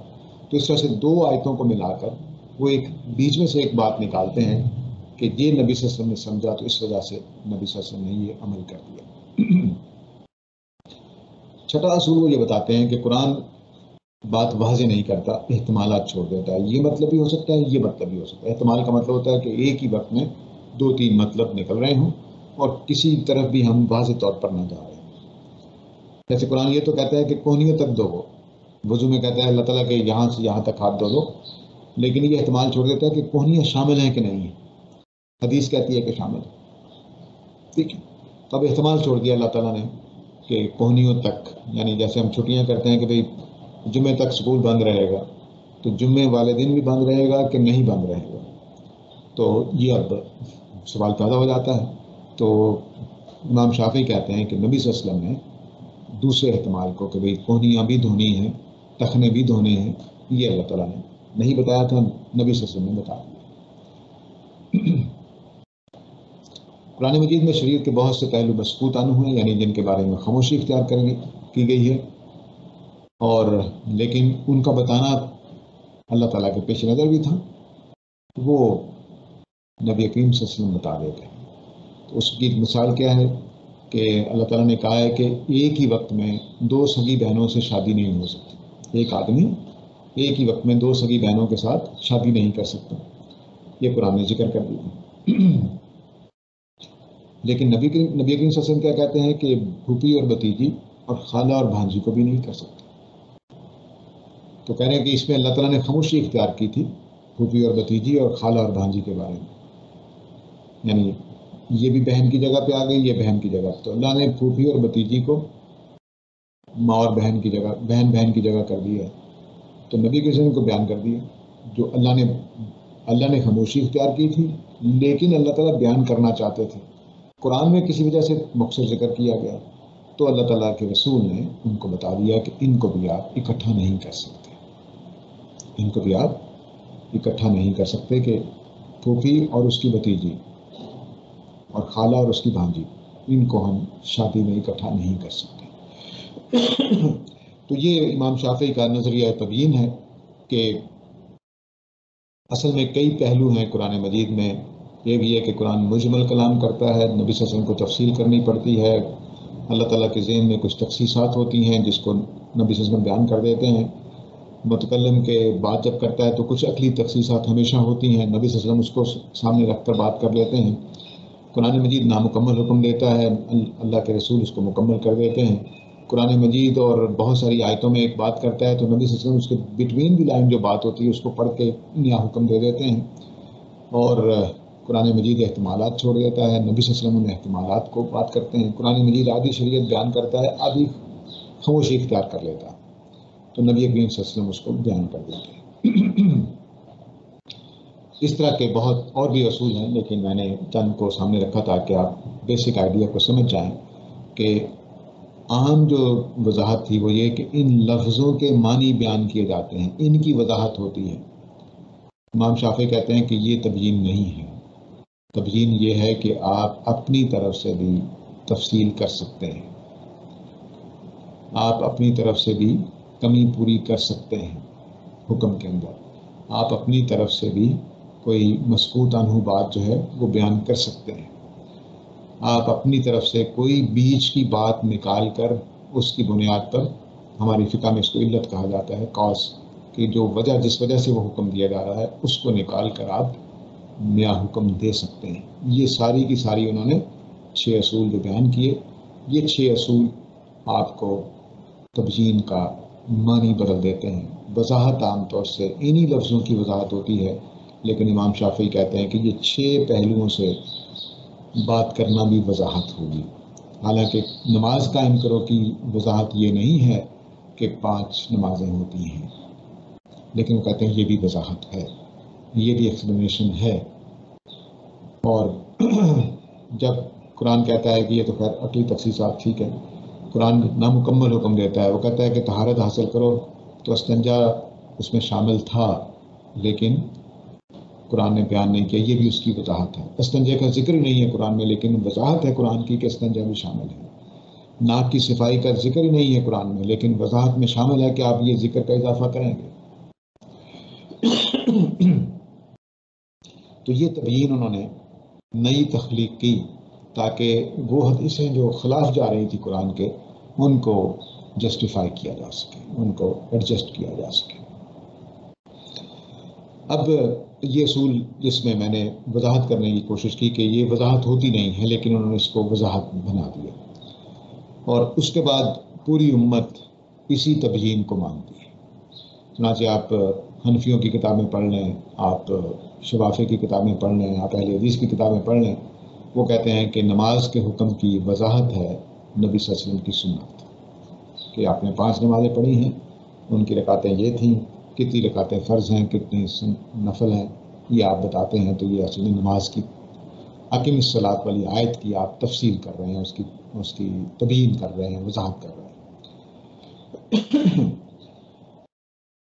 ہمیں امام شافعی کی 2-4 چیزوں سے اتفاق ہے، بس جن کو میں نے یہ کہہ لیے دوسرا اور تیسرا پوائنٹ جو ہے، اس میں ہم بالکل ان کے ساتھ ہیں. زبان میں ایسا ہوتا ہے، لیکن یہ بھی وضاحت ہے قرآن کی، مجمل کلام کرتا ہے؟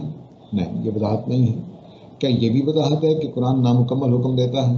اول تو یہ بات ہی ٹھیک نہیں لگتی، لیکن فرض کر لیجیے ایسا ہی ہے تو نامکمل حکم کو مکمل کرنا تبیین نہیں ہوتی. یہ فطرت، کلام کی فطرت کے خلاف ہے، ہمارے جو بھی ہمارا ذہن ہے اس کے خلاف ہے کہ ہم اس کو توضیح کہیں. اسی طرح بٹوین دی لائن سے نیا حکم دے دینا، یہ وضاحت ہوتی ہے؟ نہیں، آپ قیاس کہیے، اجتہاد کہیے، لیکن یہ تبیین نہیں ہو سکتی. یعنی وہی کام فقیہ کرے تو وہ کہتے ہیں کہ یہ قیاس ہے، اور وہی کام نبی صلی اللہ علیہ وسلم کر رہے ہیں تو وہ کہتے ہیں کہ نہیں، یہ تبیین ہے. قرآن احتمالات کو چھوڑ دیتا ہے، چلو کسی حد تک ہم اس کو بھی تبیین مان لیتے ہیں. تو 3 ہم نے اصولوں کے ساتھ ہم سمجھ لیجئے کہ ہم امام شافعی کے نظریے سے اتفاق کر سکتے ہیں، لیکن باقی چیزوں سے اتفاق نہیں کہ خاموش ہے اللہ تعالیٰ اور یہ شریعت بیان کر رہے ہیں. اب دیکھیے، ہم نے مولانا فراہی نے اس صورت کو جب ان کے زمانے میں آیا تو سر سید صاحب جو تھے وہ بہت ہی، میں نے ٹائم زیادہ نہیں لے لیا نا، ابھی کافی کام پڑا. ہماری طرف سے تو جی ٹھیک ہے، بڑی مہربانی آپ کی. تو سر سید احمد خان نے کیا کیا کہ جب اعتراضات شروع ہوئے انگریزوں کی طرف سے قرآن مجید پر بھی اور سنت پر بھی، تو انہوں نے ان کا دفاع کرنے کی کوشش کی. تو انہوں نے یہ محسوس کیا کہ جو معتزلہ نے شروع میں بات کہی تھی کہ یہ تو نبی صلی اللہ علیہ وسلم کی باتیں ہی نہیں ہیں تو بس ختم کریں، تو انہوں نے بھی یہی طریقہ اختیار کیا اور قرآن کو صرف کہہ دیا کہ دین کا ماخذ بس وہی ہے، دین کا سورس وہی ہے، سنت اور حدیث جو بھی ہے یہ بس ماننے کی چیز نہیں. یہ چیز ظاہر ہے کہ ایک مسلمان کے لیے جو اللہ کے رسول کی اطاعت کو فرض سمجھتا ہو، اس کے لیے ماننا ذرا ممکن نہیں تھا. تو مولانا فراہی نے اس کیس کے اوپر اثر نو غور کا فیصلہ کیا کہ اس کو گہرائی میں اتر کر دیکھیں کہ ہوا کیا. اس سے کچھ تصورات بنے، وہ تصورات پھر مولانا اصلاحی کے پاس آئے، پھر ہمارے استاد جاوید احمد گامدی صاحب کے پاس آئے. تو استاد گرامی سے مراد میری انہی سے ہے، جاوید احمد گامدی صاحب سے. تو انہوں نے پھر اس کو بڑا ریفائن کر کے اب ہم اس جگہ پر پہنچ گئے ہیں کہ یہ اصول کافی حد تک ریفائن ہو گئے ہیں. ظاہر ہے کہ آگے بھی کام کی گنجائش ہے، لیکن اس وقت جو بھی کام ہے وہ اللہ کے فضل سے بہت واضح اور کنکریٹ سطح پہ ہے. میں اسی کی بنیاد پر آج کی بات کروں گا، کیونکہ اگر میں مولانا فرائی اور مولانا اصلاحی کی طرف گیا تو ٹائم بہت لگ جائے گا. اس میں بھی سمجھ لیجئے کہ 90-99% انہی دونوں بزرگوں کی بات ہے، لیکن بہرحال اس میں استاد کا بھی کنٹریبیوشن موجود ہے. پہلی بات یہ ہے کہ اللہ اور اللہ کے رسول کے نام سے جس بات کو پیش کیا جائے اس کا قطعی درجے میں ثابت ہونا لازم ہے. یہ پہلا اصول ہے دین کے بارے میں. دین آپ جہاں سے بھی لیں اس کو قطعی طریقے سے ثابت ہونا چاہیے. حدیث سے لے لیں، فقہ سے لے لیں، وہ ثابت ہو کہ واقعی اللہ اور اللہ کے رسول نے دیا ہے. قطعی درجے میں ثابت ہو، یعنی اس میں کوئی ڈاؤٹ نہ رہ جائے، کوئی گمان نہ ہو، واقعی سچا ثابت ہو. وگرنہ کیا ہوگا کہ ہم اللہ پر جھوٹ باندھیں گے، اللہ کے رسول پر جھوٹ باندھیں گے. اس کی سزا بڑی سخت بتائی گئی. اب جو قطعی طریقے سے چیزیں ثابت ہوتی ہیں وہ مسلمانوں کے اجماع اور تواتر سے ثابت ہوتی ہیں. کہ ساری امت اس بات پر متفق ہو کہ نبی صلی اللہ علیہ وسلم نے اس کا حکم دیا تھا اور آپ نے ایسا کیا تھا. جیسے 5 نمازیں ہیں، پوری امت اس بات پر متفق ہے کہ نبی کریم صلی اللہ علیہ وسلم نے 5 نمازیں پڑھی تھیں، پڑھنے کا کہا تھا، ان کے ٹائم یہ تھے، ان کی رکعتیں یہ فرض کی گئی تھی. پوری امت کا اس بات پر اتفاق ہے. تو اس طرح سے جو چیز آتی ہے وہ دین میں شامل ہوگی. وگرنہ صرف اس وجہ سے کہ اس صاحب نے کہہ دیا کہ نبی صلی اللہ علیہ وسلم نے یہ فرمایا تھا تو یہ کہیں افتراء اللہ نہ ہو جائے. پہلا اصول یہ ہے، لازمی طور پر اس کی پیروی کی جائے گی. اب اخبار احاد کو تواتر اور اجماع کا سا ثبوت میسر نہیں ہے. یہ اس طریقے سے ثابت نہیں ہوئی جس طریقے سے 5 نمازیں ثابت ہوئی ہیں. یہ تو 2-4 لوگ بتاتے ہیں کہ نبی صلی اللہ علیہ وسلم نے فلاں موقع پر یہ پوچھا گیا، یہ کہا، فلاں چیز دیکھی، یہ کہا، فلاں صحابی نے یہ کیا تو آپ نے یہ کہہ دیا. یہ 2-4 لوگ بیان کر رہے ہیں. ان پر، ان اخبار پر، ان احادیث پر تواتر اور اجماع نہیں ہے. ٹھیک ہو گیا. یہ پہلا مقدمہ ہے جو اس اسکول کے پاس. اور یہ کہ قرآن دین قطعی طریقے سے ثابت ہو، اس پر پوری امت کا اجماع رہا ہے. اگرچہ امام شافعی کے بعد ہے اس میں تبدیلی آئی ہے، لیکن اصل میں پرانی امت یہی کہتی تھی کہ بھئی قطعی طریقے سے ثابت ہونا چاہیے. چنانچہ ہمارے ہاں یہ بحثیں رہی کہ یہ ظنی ہے اور یہ قطعی ہے. کیوں؟ کیونکہ دین ظنی چیز دین نہیں ہو سکتی. چنانچہ سب سے بڑے حدیث کے جو ماننے والے ہیں امام ابن حزم ہیں، وہ، میں نے طوالت کے لیے ان کو شامل نہیں کیا، وہ تو صاف لفظوں میں کہتے ہیں کہ یہ ہو ہی نہیں سکتا کہ ہم دین کے بارے میں ظن کے اوپر عمل کریں. ہمیں لازماً قطعی طریقے تک پہنچنا. تو قطعی ذریعے سے جو چیز ثابت ہوگی بس اسی کو دین مانا جائے گا. یہ پہلا اصول. دوسرا اصول یہ ہے کہ سنت اپنے تاریخی اور زمانی وجود کے لحاظ سے قرآن سے مقدم ہے. یعنی قرآن بعد میں نازل ہوئے، سنت پہلے ہی موجود تھی. اس کا کیا مطلب ہے؟ نبی کریم صلی اللہ علیہ وسلم کو کہا گیا تھا کہ ملت ابراہیمی کی پیروی کرنی ہے. ملت ابراہیمی میں جو کچھ عربوں کے معاشرے میں موجود تھا وہ نبی صلی اللہ علیہ وسلم نے اپنا لیا.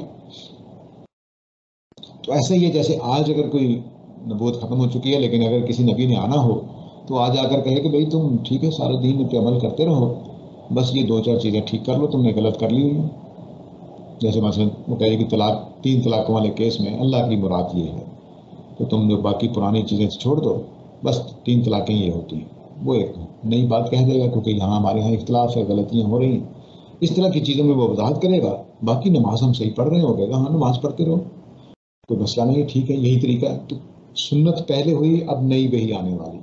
تو اسی طرح سے ملت ابراہیمی پہلے موجود تھی تو زمانی اعتبار سے اور تاریخی اعتبار سے، وجود کے لحاظ سے، یعنی موجود ہونے کے اعتبار سے قرآن مجید سے پہلے ہے. یعنی جب قرآن مجید اترا تو سنت پہلے سے موجود تھی. یہ دوسری بات ہے جو ہم کہنا چاہتے ہیں. اس کا ایک لازمی نتیجہ ہے جو تیسرا اصول یہاں لکھا ہوا ہے کہ سنت قرآن کے متوازی ایک مستقل بذات ماخذ ہے. اس کے بہت بڑے بڑے نتائج نکلتے ہیں. مثلا امام شافعی کہہ رہے تھے کہ اقیم الصلاۃ، نماز قائم کرو، کی تفسیر کی تبیین نبی صلی اللہ علیہ وسلم کر رہے ہیں 5 نمازیں بتا کر. ہم کہتے ہیں نہیں، وہ مستقل بذات ماخذ ہے، انڈیپینڈنٹ ماخذ ہے، اس کو قرآن کے سہارے کی ضرورت نہیں ہے. یہ بہت بڑی اہم بات ہے. کہ نبی کریم صلی اللہ علیہ وسلم کی سنت متواترہ جو کہ یقینی ذریعے سے ثابت ہے، وہ الگ سے ایک ماخذ ہے، اس کو قرآن کے سہارے کی ضرورت ہی نہیں ہے۔ نہ وہ قرآن کے اجمال کی تفصیل ہے، نہ وہ کسی کی تبیین ہے، نہ وہ کسی کی وضاحت ہے، نہ وہ مسکوت عنہ ہے، کچھ بھی نہیں۔ نبی کریم صلی اللہ علیہ وسلم کو اللہ نے حکم دیا تھا کہ سنت قائم کرنی ہے، سو کر دی انہوں نے۔ اس کے لیے ہمیں قرآن کے پاس جانے کی ضرورت ہی نہیں ہے، وہ انڈیپینڈنٹ آف قرآن الگ سے دین ہے۔ اس کو یہاں سنت قرآن کے متوازی، بالکل پیرلل، ایک مستقل بذات ماخذ،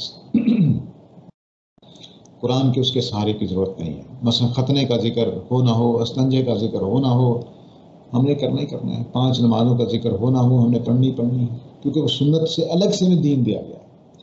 قرآن پلس سنت، یہ ہے اصل بات،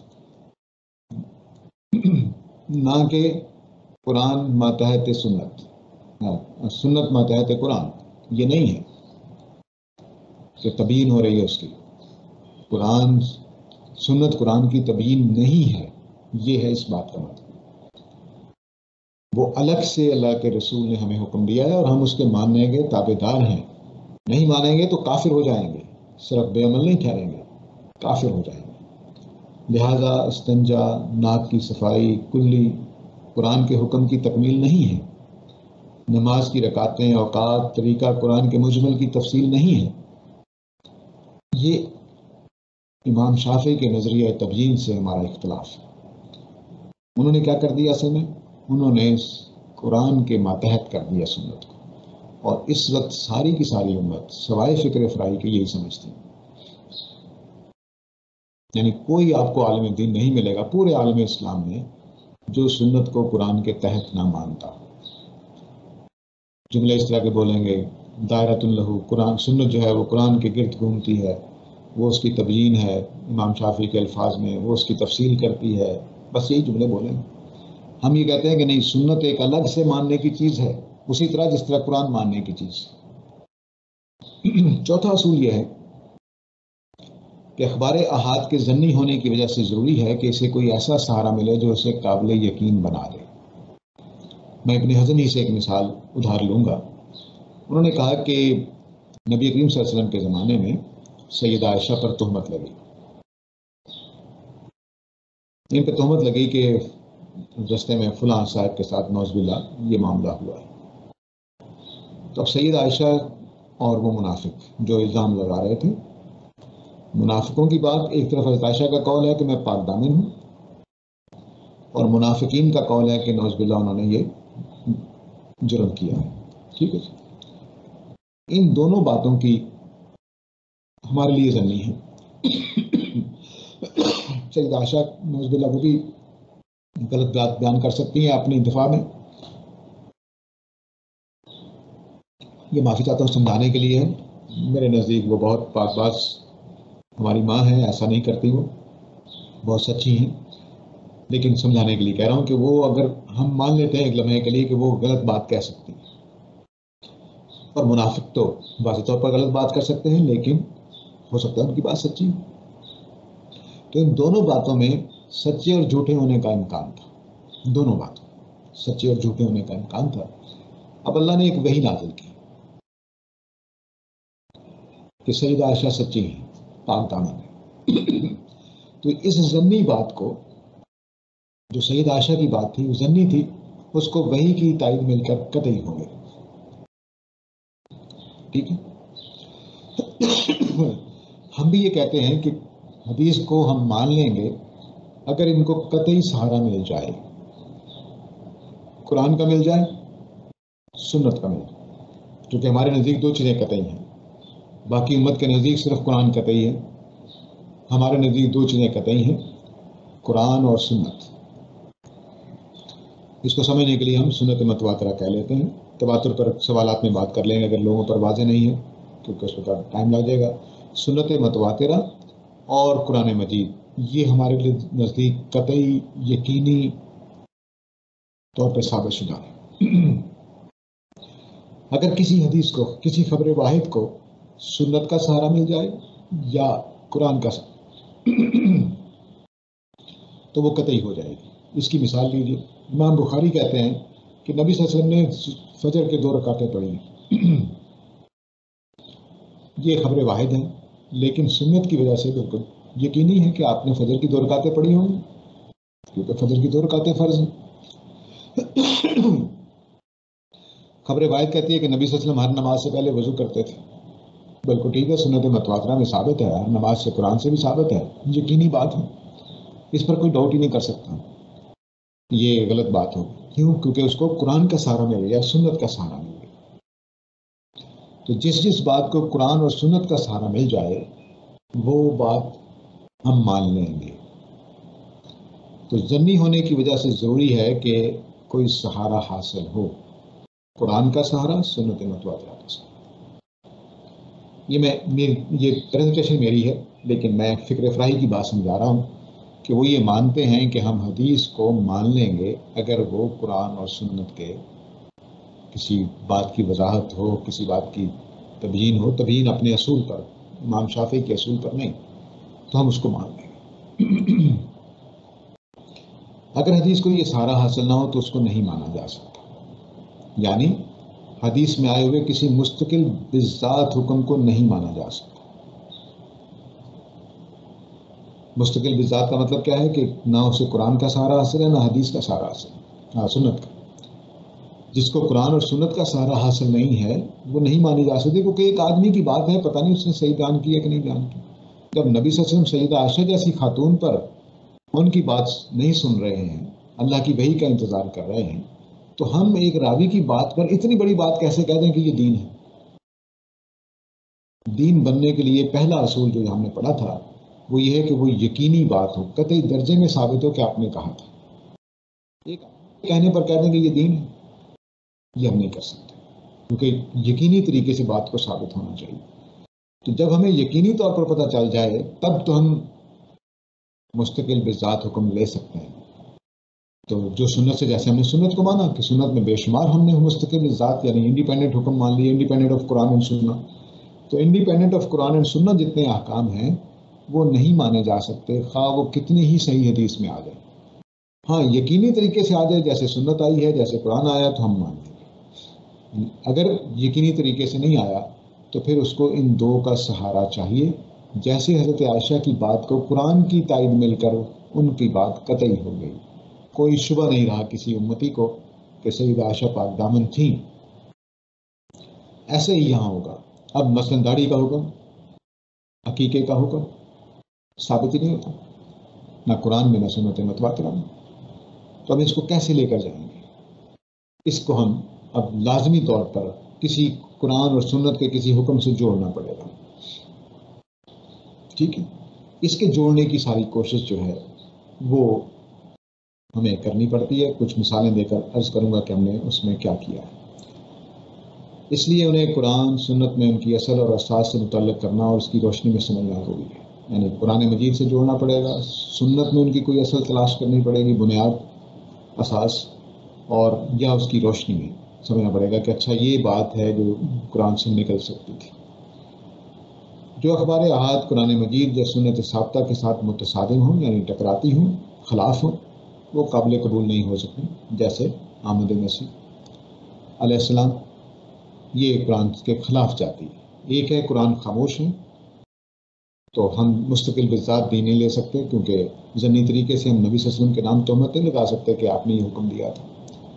چند راوی کہہ رہے ہیں اور چند راویوں کی بنیاد پر ہم یہ بات نہیں مان سکتے. جیسے سیدہ عائشہ کی بات پاک دامن ہونے کے باوجود، سچی ہونے کے باوجود نبی صلی اللہ علیہ وسلم تسلیم نہیں کر رہے، کیونکہ اگر مان لیتے تو ان کا اپنی بیوی کی بات مان لی. اس لیے لازمی طور پر سچائی ثابت کرنے کے لیے ثبوت ملنا چاہیے. وہ ثبوت اللہ تعالیٰ کی وحی آ گئی تو مل گیا. اور بھی طریقے سے، عدالت کے طریقے سے ہو سکتا تھا، لیکن غالباً اللہ تعالیٰ کے رسول اس کا انتظار کر رہے تھے کہ اللہ تعالیٰ فیصلہ کر دے، کیونکہ اس کے بعد منافقین کے لیے کوئی گنجائش نہیں رہے گی. تو اب دیکھیے ہم کیا کہہ رہے ہیں. ہم یہ کہہ رہے ہیں کہ قرآن مجید اس وقت حدیث کو مان لیں گے جب وہ قرآن مجید کی وضاحت ہوگی، جب وہ سنت کی کسی بات کے بیان ہوگا تو مان لیں گے. نیا حکم اگر وہ کوئی دے گا حدیث تو وہ اس لیے نہیں مانیں گے کہ نبی صلی اللہ علیہ وسلم کو حق حاصل تھا، لیکن نبی صلی اللہ علیہ وسلم سے ہماری بات براہ راست نہیں پہنچی ہے، راویوں نے پہنچائی ہے. تو اس میں غلطی کا امکان ہے، اس لیے ہم اس کو نبی صلی اللہ علیہ وسلم کے نام نہیں لگا سکتے، کیونکہ یہ تہمت ہو جائے گی، یہ یقینی طریقے سے ثابت نہیں ہوا، ہمارے پہلے اصول سے ٹکرا رہی ہے کہ دین کو یقینی طریقے سے ثابت ہونا چاہیے۔ حدیث بھی یقینی بن جاتی ہے اگر قرآن کا سہارا مل جائے اور سنت کا سہارا مل جائے، جو خود یقینی ہے۔ نہیں ملے تو پھر ہم نئی بات حدیث کی بنیاد پر نہیں مان سکتے، جس کی بنیاد قرآن میں نہ ہو، سنت میں نہ ہو۔ تو یہ بات ہے جو فکر افراحی کہ ہاں ڈیولپ ہو کر فائنل ہو چکی ہے۔ اب حدیث کو جو جوڑنا ہے، کیونکہ یہاں ہم کہہ رہے ہیں کہ سہارا ملے، تو سہارا ملنے کے لیے ہمیں داڑھی کو، عقیقے کو، آمد مسیح علیہ السلام کو، دجال کو کہ اس نے آنا ہے، قرآن سے جوڑنا پڑے گا۔ تو ہم نے اپنے طریقے پر کہ صحیح جو فطری طور پر تبیین ہوتی ہے اس کے تحت ہم جوڑیں گے، نہ کہ نیا کوئی تبیین کا اصول بنا لیں، وہ نہیں چلے گا۔ جو فطری اصول ہیں تبیین کے کہ یہ واقعی اس کی وضاحت بن رہی ہے، اس کے تحت ہی ہم لیں گے۔ احادیث کے جوڑ میں قرآن کو حاکم ماننا ضروری ہے، یہ ہمارا اصول ہے کہ قرآن مجید حاکم ہے یا سنت۔ الفاظ قرآن اور ان کا سیاق و سباق فیصلہ کن ہے۔ یہ نہیں ہو سکتا کہ ہم قرآن کے الفاظ کے خلاف چلے جائیں، جیسے امام شافعی 4 چیزوں میں انما کے معنی بیان کرتے ہوئے کرتے ہیں۔ انما کا مطلب ہوتا ہے صرف، وہ کہتے ہیں یہ مجازن آیا ہے، بس زور دینے کے لیے آیا ہے۔ تو ہم یہ نہیں کریں گے، ہم قرآن کے لفظوں کی حاکمیت لازمی مانیں گے، کیونکہ انہوں نے جو تبیین کا اصول دیا اس میں لفظوں کی حاکمیت رہتی نہیں ہے۔ الفاظ بے معنی ہو جاتے ہیں، کیونکہ پتہ ہی نہیں کہ بولنے والے کے ذہن میں کیا تھا، پتہ ہی نہیں ہے کہ اس نے کوئی خاص لوگ مراد لے لیے ہیں کہ خاص چیزیں مراد لے لی ہیں، پتہ ہی نہیں ہے کہ اس نے کمی کر دی ہے حکم کے اندر، پتہ ہی نہیں ہے کہ اس نے کوئی باتیں خاموش رہ گیا ہے، بولنا تھا لیکن بولا نہیں ہے۔ تو جب یہ صورت ہو جائے گی الفاظ کی، تو پھر اس کے اندر معنی تلاش کرنے کی ضرورت نہیں ہے، پھر تو فطری سی بات ہے کہ ہمیں نبی صلی اللہ علیہ وسلم کے پاس جانا چاہیے۔ اگر قرآن ٹھیک ٹھیک بیان کرتا ہے ہر چیز کو اور اس کو کلام کی قدرت حاصل ہے اور وہ اپنی باتیں کہہ سکتا ہے، تو پھر ہمیں فطری جو وضاحت ہوتی ہے بس اس تک محدود رہنا پڑے گا۔ تو اس لیے ہم الفاظ کو اور قرآن کے سیاق و سباق کو حاکم مانتے ہیں۔ امام شافعی راوی کو حاکم مان رہے ہیں کہ راوی نے جو کہ مجھے بتا دیا ہے کہ یہ 4 چیزوں کے علاوہ 2 چیزیں اور بھی حرام ہیں، تو اب میں راوی کی بات مان لیتا ہوں، قرآن کی بات کا انما کوئی مسئلہ نہیں، اس کو چھوڑ دیتا ہے۔ ہم یہ نہیں کہہ رہے، ہم کہتے ہیں کہ نہیں، راوی کی بات کو ہم جانچیں گے، قرآن پہ پرکھیں گے، نئی بات پوری اترتی تو ہم یہ کہیں گے کہ نبی صلی اللہ علیہ وسلم کی بات ہی نہیں ہے۔ اگر نبی صلی اللہ علیہ وسلم کی بات ہوتی تو قرآن میں سے نکل رہی ہوتی یا قرآن کے خلاف نہ ہوتی۔ اور یہ بات یاد رکھیے کہ ہم سنت میں قرآن اور سنت دونوں کو انڈیپینڈنٹ مان رہے ہیں، ہم اس کے انکار نہیں کرتے کہ صرف قرآن میں ہوگا تو مانیں گے، نہیں، صرف سنت میں ہوگا تب بھی ہم مانیں گے، قرآن میں ذکر ہو یا نہ ہو۔ یعنی بعض چیزیں دونوں میں ذکر ہوتا ہے تو ہم مانیں گے، بعض کا قرآن میں نہیں ہے صرف سنت میں ہم مانتے ہیں، بعض کا قرآن میں ہے سنت میں نہیں ہے، ہم وہ بھی مانتے ہیں، ٹھیک ہے۔ لیکن اب یہی چارٹ حدیث کے ساتھ کر لیں، یعنی قرآن، سنت اور حدیث۔ قرآن میں ذکر ہے، سنت میں ہے، حدیث میں ہے، مان لیا، یعنی بنیاد بن گئی تو اس کی۔ قرآن میں نہیں ہے، سنت میں ہے اور حدیث میں ہے، ہم مان لیں گے کیونکہ سنت کا سہارا مل گیا ہے۔ قرآن میں نہیں ہے، سنت میں نہیں ہے، حدیث میں ہے، ہم نہیں مانیں گے۔ یہاں ہم مان رہے ہیں وہ بات جو قرآن میں نہیں ہے، لیکن جہاں ہم نہیں مانیں گے یا سنت میں ہونی چاہیے یا قرآن میں ہونی چاہیے، یہ ہمارا انڈرسٹینڈنگ ہے، ہم کس کو مان رہے ہیں کس کو نہیں مان رہے ہیں۔ یہ انڈیپینڈنٹ آف قرآن اور سنت جو حدیث میں بات آئے گی اس کو ہم نہیں مانیں گے۔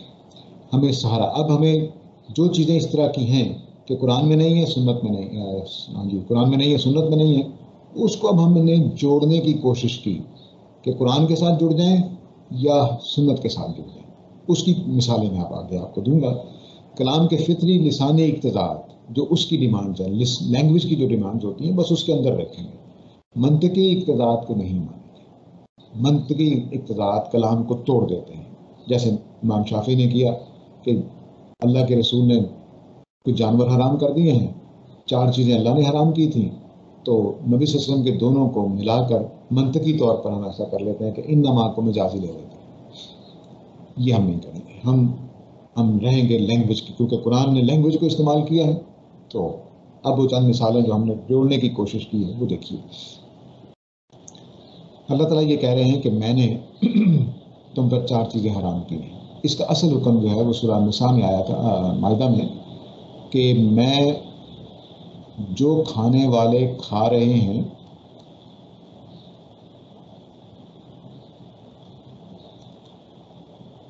ان میں سے 4 چیزیں حرام کر رہا ہوں. جو کھانے والے کھا رہے ہیں، علی طاعم یطعمہ، قرآن کے الفاظ، جو کھانے والے کھا رہے ہیں اس میں سے میں حرام کر رہا ہوں. مطلب کیا قرآن مجید کا؟ کہ انسانوں کی فطرت کے مطابق جو وہ کھانے والی چیزیں ہیں جو کھا رہے ہیں ان میں سے میں 4 کو حرام کر رہا ہوں. وہی بکری جو وہ کھا رہے ہیں مر جائے تو حرام ہے، وہی بکری غیر اللہ کے نام ذبح کر دے تو حرام ہے، وہی بکری جو وہ کھا رہے ہیں اس کا خون نہیں کھانا، وہی بکری اگر وہ اللہ کے نام لیے بغیر ذبح کر دیتے ہیں تو نہیں کھائیں گے. اور ایک چیز اضافہ کر دی، سور پورا جانور ہی حرام کر دیا.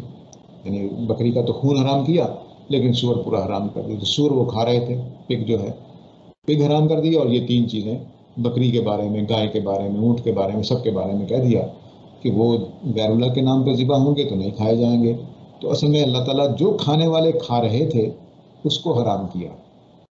جو کھائی جانے والی چیزیں ہیں، نبی کریم صلی اللہ علیہ وسلم نے جو وہ چیزیں بیان کی ہیں جو کھائی جانے والی نہیں تھیں، لیکن بعض قبیلے کھانے کی کوشش کر سکتے تھے یا کر رہے تھے، اس کو منع کر دیا. تو آپ نے بتا دیا کہ درندے نہیں کھائے جاتے، ہائنا نہیں کھایا جائے گا، شیر نہیں کھایا جائے گا، چیتا نہیں کھایا جائے گا، کیونکہ وہ کھانے کی چیز نہیں ہے. اس کو دیکھتے ہی انسان کھانے کو تیار نہیں ہوتا، سوائے اس کے کہ مجبوری ہے. تو مجبوری میں تو انسان اپنے بہن بھائیوں کو بھی کھا جاتا ہے اگر وہ مر چکے ہیں، وہ ایک الگ چیز ہے. لیکن عام حالات میں یہ 4 چیزیں جو تھیں، خون، مردہ خون، سور کا گوشت اور جو غیر اللہ کے نام پر ذبح کیا گیا، جو پیش کیا گیا، وہ 4 چیزیں آپ نے اللہ نے منع کی جو طاعم یطعمہ کھانے والا کھا رہا تھا. نبی صلی اللہ علیہ وسلم نے فطرت کا بیان کر دیا، وہ شریعت کا بیان ہے ہی نہیں، کیونکہ وہ کھائی جانے والی چیزیں نہیں، کوئی بھی نہیں کھاتا ان کو. تو اگر کوئی کھا رہا تھا تو آپ نے منع کر دیا کہ جتنے بھی درندے ہیں وہ دراصل اگر کہا جائے تو قرآن نے یہ کہا نا کہ میں نے تمہیں بہیمۃ الانعام حلال کیے ہیں. آپ نے بتایا ہے کہ شیر چیتا بہیمۃ الانعام میں نہیں ہے، بس اتنی بات کہی جائے گی. ٹھیک ہے، بہیمۃ الانعام جن کا مویشی یا چوپائے کہتے ہیں، کیٹل جو ہوتے ہیں، وہ چیزیں جو ہیں اس کو آپ نے بتایا کہ شیر چیتا کیٹل میں نہیں آتا، مویشی میں نہیں آتا. تو بہیمۃ الانعام آپ اللہ تعالیٰ نے حلال کیا. نبی صلی اللہ علیہ وسلم نے اس کی وضاحت میں فرما دیا کہ یہ جانور بہیمۃ الانعام میں نہیں آتے. جو لوگ کھا رہے ہیں اگر کسی وجہ سے، بعض جنگلی لوگ جو بھی ہاتھ آئے کھا لیتے ہیں، اس کو آپ نے منع کر دیا. تو شریعت کے اعتبار سے وہ چیزیں کھانے کی تھی ہی نہیں، اس لیے وہ شریعت کا بیان نہیں ہے، بیان فطرت ہے. اس طرح قرآن مجید نے کہا کہ وراثت میں اولاد، والدین اور بہن بھائیوں کا حصہ دیا ہے، اور اللہ تعالیٰ اس میں کوئی فرق نہیں کرتا. لیکن حدیث میں آتا ہے کہ وہ بیٹا یا باپ جو کافر ہے اور باپ مسلمان ہے ان کو وراثت نہیں دی جائے. قرآن نے کہا ہے کہ ہر بیٹے اور بیٹی کو دی جائے، اور نبی صلی اللہ علیہ وسلم کہہ رہے ہیں کہ نہیں، کافر کو نہیں دی جائے. باپ کافر ہے تو بیٹے کو وراثت اس کو نہیں ملے گی، یا بیٹا اس کی وراثت نہیں لے گا. اور اگر بیٹا کافر ہے تو باپ کی وراثت نہیں لے گا اور بیٹے کی وراثت باپ کو نہیں دی جائے. قرآن مجید میں تو یہ تخصیص موجود نہیں ہے. تو ہوا کیا اصل میں؟ قرآن مجید نے جو قانون دیا تھا وہ یہ تھا کہ میں قانون دے رہا ہوں اقرب لکم نفع کے اصول پر. استاد گرامی نے یہ مسئلہ حل کیا کہ کہتے ہیں کہ وہ نفع کی بنیاد پر تھا. تو اب کافر آدمی جو نبی صلی اللہ علیہ وسلم کے زمانے کا کافر ہے اس کی منفعت ختم ہو گئی، وہ تو دشمنوں کی صف میں کھڑا ہے، تو اس لیے اب اس کو وراثت نہیں دی جائے گی. تو کافروں کی مدد کرنے کے مترادف ہو گیا، تو اللہ کے دشمنوں کی مدد کرنے کے مترادف ہو گیا. تو اس اصول کی وجہ سے جو منفعت کا اللہ تعالیٰ نے وراثت کے قانون میں بیان کیا ہے اس کی وجہ سے وہ نکالا ہے آپ نے. تو یہ ہم نے قرآن کے ساتھ اس طرح سے جوڑا. اسی طرح قرآن نے ہر طرح کے زانی کو 100 کوڑوں کی سزا دی ہے. حدیث میں آتا ہے کہ شادی شدہ کا فرق کیا گیا. اب اس میں کیا ہوا کہ ہماری پوری امت نے جتنے بھی علماء ہیں انہوں نے 100 کوڑوں والی کے ساتھ اس کو جوڑنے کی کوشش کی. اس میں آیت کا انتخاب غلط ہو گیا اور کچھ بھی نہیں ہوا. یعنی شادی شدہ والا کیس ڈفرینٹ تھا، اس کی غلطی ہوئی. دوسری غلطی یہ ہوئی کہ ہر زنا کو 100 کوڑوں والی آیت کے تحت رکھنے کی کوشش کی گئی. شادی شدہ کا کیس کیا تھا وہ سمجھ لیجئے کہ وہ کیس کیا ہے. نبی صلی اللہ علیہ وسلم نے شادی شدہ کا فرق نہیں کیا تھا، سوالات میں پوچھا ہے شادی کا، لیکن آپ نے جو حدیث میں الفاظ اختیار کیے ہیں وہ بتا رہے ہیں کہ کیس دوسرا ہے. آپ نے فرمایا کہ خذو عنی خذو عنی، مجھ سے قانون لے لو، مجھ سے قانون لے لو. اللہ تعالیٰ نے ان خواتین کے لیے جو پیشے کا کام کرتی ہیں ان کے لیے اللہ تعالیٰ نے ایک قانون دے دیا ہے. ان کی جو قواریاں ہیں ان کو قواریوں والا معاملہ کیا کرتے ہوئے 100 کوڑے مارے جائیں گے، اور کسی اور جرم کی وجہ سے 1 سال کی جلاوطنی ہوگی. ٹھیک ہے. اور جو شادی شدہ ہیں ان کے ساتھ شادی شدہ والی سزا بھی ہوگی کہ وہ 100 کوڑے مارے جائیں گے اور کسی اور وجہ سے رجم بھی کیا جائے گا. اب یہ جو جلاوطنی ہے اور یہ جو رجم ہے، اس کی وجہ سے قرآن پہ غور کرنا چاہیے تھا کہ ہوا کیا ہے. وہ 100 کوڑے بھی لے رہے ہیں ساتھ نبی صلی اللہ علیہ وسلم دونوں سزاؤں میں، شادی شدہ کے لیے بھی اور کنوارے کے لیے بھی. تو ہو کیا رہا ہے؟ ساتھ اضافہ کس بات کا ہے؟ اس آیت میں جب ہم آتے ہیں سورہ مائدہ کی، مولانا فراہی نے اس کی طرف اشارہ کیا، تو اس میں دیکھیے جلاوطنی کا ذکر ہے، اس میں جلاوطنی کا ذکر ہے، اس میں یقتل برے طریقے سے سزائے موت کا ذکر ہے. رجم سزائے موت کی ایک تکلیف دہ شکل ہے. تو دراصل آپ نے کچھ خواتین ایسی تھیں جن کے بارے میں یہ فیصلہ کیا کہ ان کو اس آیت کے تحت سزا دی جائے. 100 کوڑے زنا کی وجہ سے، اور یہ جرم ہونے کی وجہ سے جو فساد فی الارض اور اللہ اور اللہ کے رسول کے ساتھ جنگ، یہ 2 جرائم ہیں، ان کی وجہ سے ان کو رجم کیا جائے گا اور نفی 1 سال کی تلاوت دی جائے گی. یہ آپ نے سزا مقرر کی اس آیت کی روشنی میں.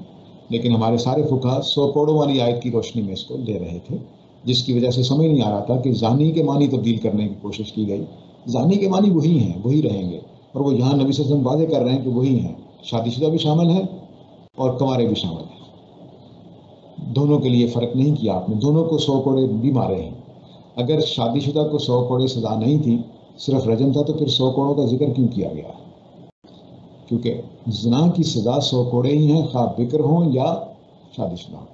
یہاں اللہ تعالیٰ کے رسول نے نرمی کی ہے اس سزا میں جو فساد فی الارض کی وجہ سے دیں گے. 100 کوڑے تو لگیں گے ہی، لیکن برے طریقے سے قتل کرنے میں شادی شدہ کو قتل کر دیا اور کنوارے کو نرمی کر دی، کیونکہ اس کے ہاں چانس ہو سکتا ہے کہ بیچارہ اس ضرورت کو پورا کرنے کے لیے وہاں چلا گیا.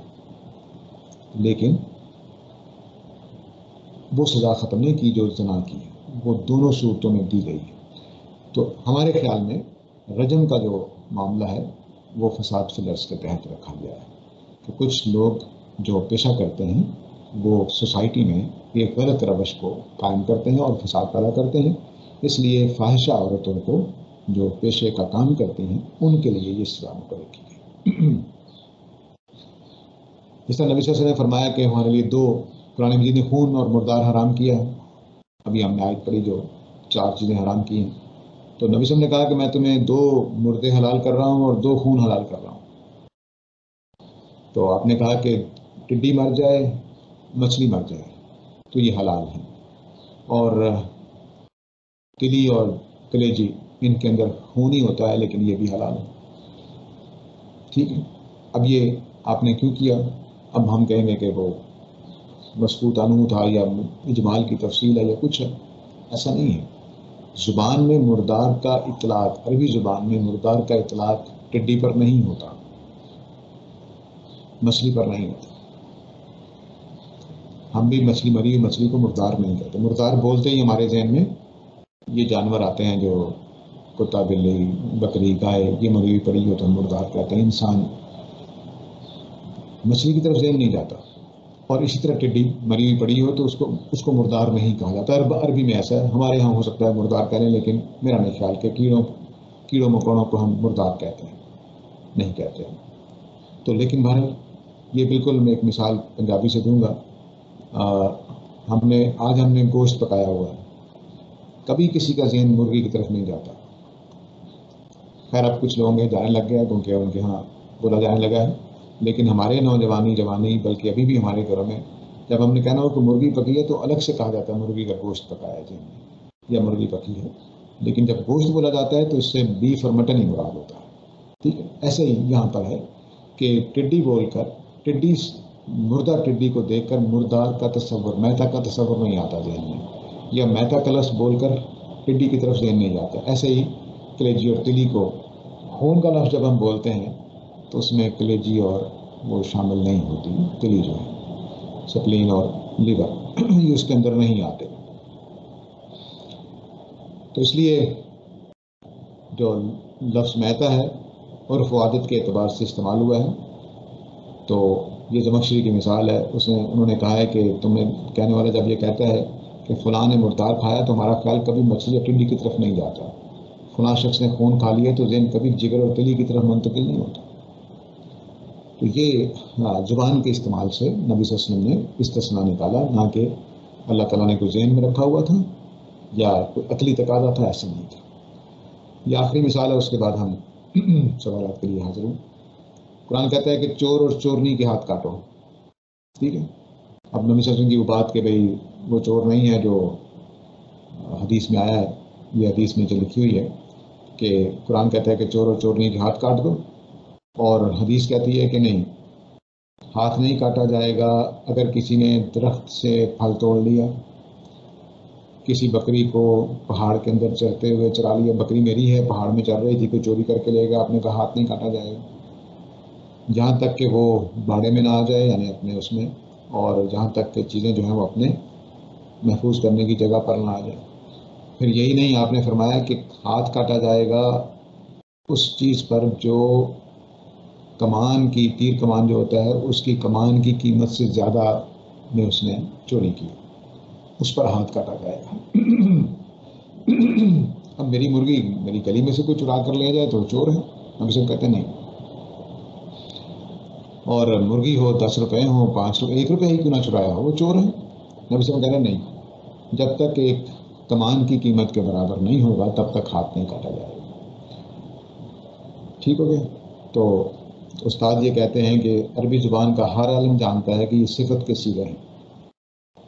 صفت کے صیغے کا مطلب ہے جیسے ہم نے چور کہا اور اس نے چوری کی, یہ صفت کا صیغہ نہیں ہے, یہ ورب ہے, فعل ہے, اور یہ ایڈجیکٹو ہے, صفت کا صیغہ ہے. ٹھیک ہے. تو صفت کے صیغے سے وقوع فعل میں اہتمام پر دلالت کرتے ہیں. عربی زبان میں بھی ہماری زبان میں بھی جب ہم کسی نون کو استعمال کرتے ہیں, ایڈجیکٹو کو استعمال کرتے ہیں, تو وہ اس کا ایسا وصف ہوتا ہے جو کبھی کبھی نہیں ہوا یا ایک دفعہ نہیں ہوا. مثلا میں نے ایک خط لکھا تو آپ مجھے رائٹر نہیں کہہ سکتے. مجھے حالانکہ میں نے لکھا ہے, لکھنے کا کام تو میں نے کیا ہے, لیکن ہم یہ پوچھیں گے کہ اس خط کا رائٹر کون ہے, یہ تو پوچھ سکتے ہیں, لیکن یہ نہیں پوچھیں گے کہ یہ آدمی رائٹر ہو گیا. رائٹر ہونے کے لیے مضامین لکھنے پڑیں گے, کتابیں لکھنی پڑیں گی, تب آدمی رائٹر ہوگا. تو خط لکھا, یہ سوال میں تو ٹھیک ہے کہ اس کا رائٹر کون ہے, خط کس نے لکھا ہے, لیکن یہ خط لکھنے والا ایک رائٹر ہے, یہ دونوں باتوں میں فرق ہے. تو اللہ تعالیٰ نے یہ نہیں کہا کہ اس نے چوری کی اس کے ہاتھ کاٹو, بلکہ قرآن نے کہا کہ چور کے ہاتھ کاٹو. انہوں نے رائٹر کو لیا. تو نبی صلی اللہ علیہ وسلم نے بتایا کہ گلی میں چلتی ہوئی بکری اگر لے گیا کوئی آدمی, یا جنگل میں پہاڑ پر چلتے ہوئے, تو پہاڑ میں جنگلی جانور بھی ہوتے ہیں, اس کو چور نہیں کہا جائے گا. اسی طرح کھیت کے پاس سے گزرا, اس نے پھل توڑ لیا, اس کو چور نہیں کہا جائے گا. یہ عام لوگوں کی عادت ہوتی ہے جاتے ہوئے کھیتوں میں سے چیزیں توڑنے کی, اس کو چوری نہیں کہا جائے گا. اور 5-10 روپے چرانے والا بچہ, بیوی, شوہر, باپ, وہ چور نہیں کہلائے گا, باقاعدہ اس کا پیشہ ہونا چاہیے. یہ وہ چیز تھی جس کی وجہ سے یہ حدیث میں یہ وضاحت کی گئی. تو اس طرح سے ہم نے جو حدیثیں قرآن سے ٹکراتی تھیں ان کو بھی بتا دیا کہ بہت ساری حدیثیں جو ہیں وہ قرآن کے مجید کے ساتھ چھٹ بیٹھ جاتی ہیں, اور صرف یہ ہے کہ قرآن مجید کو زبان کے اعتبار سے دیکھنا ہے, اور کوئی ردی تفسیر قبول نہیں کرنی ہے.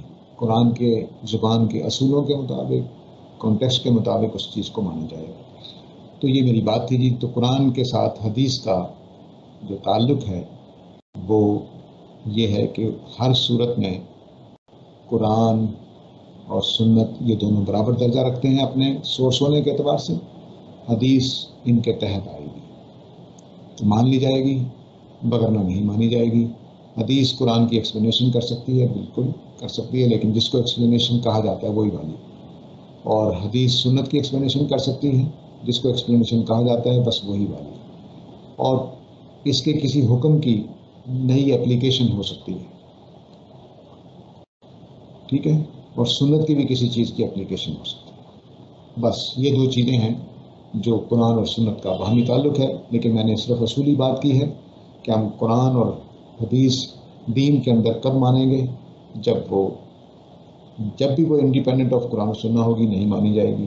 جب وہ قرآن و سنت کے اوپر ڈپینڈ کر رہی ہوگی، کوئی بات اس کے اندر سے، کوئی تفسیر اس کے اندر سے، کوئی اپلیکیشن ہو رہی ہوگی تو ہم اس کو مانیں گے. اب میں سوالات کے لیے حاضر ہوں. بہت شکریہ فائز صاحب اتنی تفصیل گفتگو کرنے کا. سب سے پہلا سوال میں ہی آپ سے پوچھ لیتا ہوں. جی. یہ جو امام شافعی کا جو آپ نے نقطہ نظر بیان کیا تھا، اس میں جو دوسرا اصول تھا کہ حضور پہ وہی نازل کی جاتی ہے، اور اس کے اندر جو ایک بات تھی کہ نیا حکم جو قرآن میں نہیں آیا. اب یہ تو مطلب بہت پرابلمیٹک بات ہے. تو اس کو کیسے مانا، مطلب اس کو بھی مانا گیا تو وہ مجھے سمجھ نہیں آتی کہ وہ مطلب وہ عقل کیسے مانتی ہے اس بات کو. ہاں، اصل میں ان کے ذہن میں یوں ہے، جو ہمارے بھی ہے، ساری امت مانتی ہے کہ نبی صلی اللہ علیہ وسلم میں دونوں چیزیں دے سکتے ہیں. کوئی بھی چیز دیں گے تو مانی جائے گی. کوئی ان کی اطاعت فرض کی گئی ہے، نبی صلی اللہ علیہ وسلم کی اطاعت فرض کی گئی ہے، تو بالکل نیا حکم بھی دے سکتے ہیں. جیسے ہم سنت میں مثلا ختنہ کو مانتے ہیں کہ ختنہ نبی صلی اللہ علیہ وسلم نے دیا، قرآن میں نہیں ہے، تو قرآن بھی نبی صلی اللہ علیہ وسلم نے دیا ہے اور نیا حکم بھی دے سکتے ہیں جیسے ختنے کا حکم ہے. تو ہم اس کو مانتے ہیں، ساری امت مانتی ہے. ہم صرف یہ سوال اٹھاتے ہیں کہ ایک راوی کی رپورٹ پر ہم بات نہیں کر سکتے. اگر یقینی طریقے سے، جس طرح ختنہ یقینی طریقے سے ثابت ہو گیا ہے، تو قرآن میں ہونا ہو ہم مانیں گے، کیونکہ نبی صلی اللہ علیہ وسلم کی اطاعت فرض کی گئی ہے. لیکن صرف اس وجہ سے کہ ساجد حمید نے کہہ دیا ہے کہ نبی صلی اللہ علیہ وسلم نے ایسا کیا تھا، یا ابن معین نے کہہ دیا ہے، یا فلاں آدمی نے کہہ دیا ہے، تو پھر ہم نہیں مانیں گے جب تک کہ قرآن اور سنت سے ثابت نہ ہو. تو نیا حکم سنت میں آ سکتا ہے، نیا حکم جو انڈیپینڈنٹ آف قرآن ہو، لیکن نیا حکم حدیث میں ہم نہیں مانیں گے راوی کی وجہ سے کہ اس کو رپورٹ کرنے والا ایک آدمی ہے، یہ قطعی طریقے سے ہم تک نہیں پہنچا. قطعی طریقے سے پہنچ جاتا تو پھر ہم گاڑی بھی مان رہے ہوتے کہ وہ دین کا حکم ہے بلا شبہ، اور حضرت عیسیٰ کو مان رہے ہوتے کہ وہ آئیں گے. لیکن وہ قطعی طریقے سے نہیں پہنچا، راویوں کے ذریعے سے پہنچا ہے، تو اس میں شک کی وجہ سے، غلطی کے راوی کے ذریعے سے جب بھی بات پہنچتی ہے تو ایک تو یہ ہوتا ہے کہ وہ جھوٹ بول رہا ہو، تو ہم نے اگر چیک کر لیا کہ وہ جھوٹا نہیں ہے تو غلطی کا امکان ہوتا ہے. اور غلطی کا امکان تو صحابہ سے بھی ہوا ہے. ایک دوسرے کو کہتے تھے کہ تم نے یہ بات غلط سمجھی ہے، آیت کا مطلب یہ نہیں ہے، حدیث کا مطلب یہ نہیں ہے. اور صاحب ہو سکتا ہے، ایک ہے غلطی لگنا بات میں، سمجھتے ہوئے غلطی کر لی پوری توجہ سے. ایک ہے صاحب ہو گیا، یعنی توجہ نہیں تھی اس بات کی طرف. ایک ہے کہ وہم ہو گیا ہے، بس لگ رہا ہے اس نے ایسا دیکھا تھا حالانکہ ہوا نہیں تھا. تو یہ نیک انسانوں سے بھی یہ چیزیں ہو جاتی ہیں. اس لیے راوی کی ساری بات کو میں 50% امکان مانا جاتا ہے کہ وہ صحیح ہو، اور 50% امکان مانا جاتا ہے کہ وہ غلط ہو. اس لیے تمام ذخیرہ حدیث کو ظنی مانا جاتا ہے. اسی کو ظنی کہتے ہیں، جس میں یہ 50% کا امکان موجود ہو کہ وہ جھوٹی بھی ہو سکتی ہے، سچی بھی ہو سکتی ہے، وہ غلط بھی ہو سکتی ہے، وہ صحیح بھی ہو سکتی ہے، وہ صحیح بھی ہو سکتا ہے، وہ واقعی واقعہ ہوا، وہ وہم بھی ہو سکتا ہے، اور غیر وہم بھی ہو سکتا ہے. یہ ساری چیزیں جب اس کا یہ امکان پایا جاتا ہے تو وہ ضمنی چیز ہو جاتی ہے. تو اس لیے بخاری، مسلم سب میں آئی ہوئی حدیثیں امت کا سوائے اہل ظاہر کے متفقہ فیصلہ ہے کہ وہ ساری ضمنی ہیں. تو ضمنی چیز کی وجہ سے ہم یہ نیا دین اس میں آنے والا نہیں مانیں گے. لیکن سنت میں نیا حکم جو قرآن میں موجود نہیں ہے اس کو مان سکتے ہیں، کیونکہ ہمارے لیے سورس نبی صلی اللہ علیہ وسلم ہے. یہ ہے جی کہ جو فکر فراہی میں حدیث کو سمجھنے کے اگر آپ ایک سمری سے بتا سکیں کہ اصول کیا ہیں. ہاں، جو ہمارے استاد کی کتاب میں فائنل شکل میں میزان میں لکھے ہوئے ہیں، اس میں یہ پہلا اصول یہ ہے کہ زبان کا وہی خیال رکھا جائے گا جو ہم قرآن میں ابھی تھوڑی بات کی. اس کی زبان بھی عربی اعلیٰ عربی ہے، اگرچہ اس میں کچھ بات میں چیزیں راویوں کی وجہ سے تبدیل ہوئیں، لیکن اس کو بھی زبان کے اعتبار سے دیکھا جائے گا. دوسری یہ کہ قرآن و سنت کے تحت رکھ کر دیکھا جائے گا.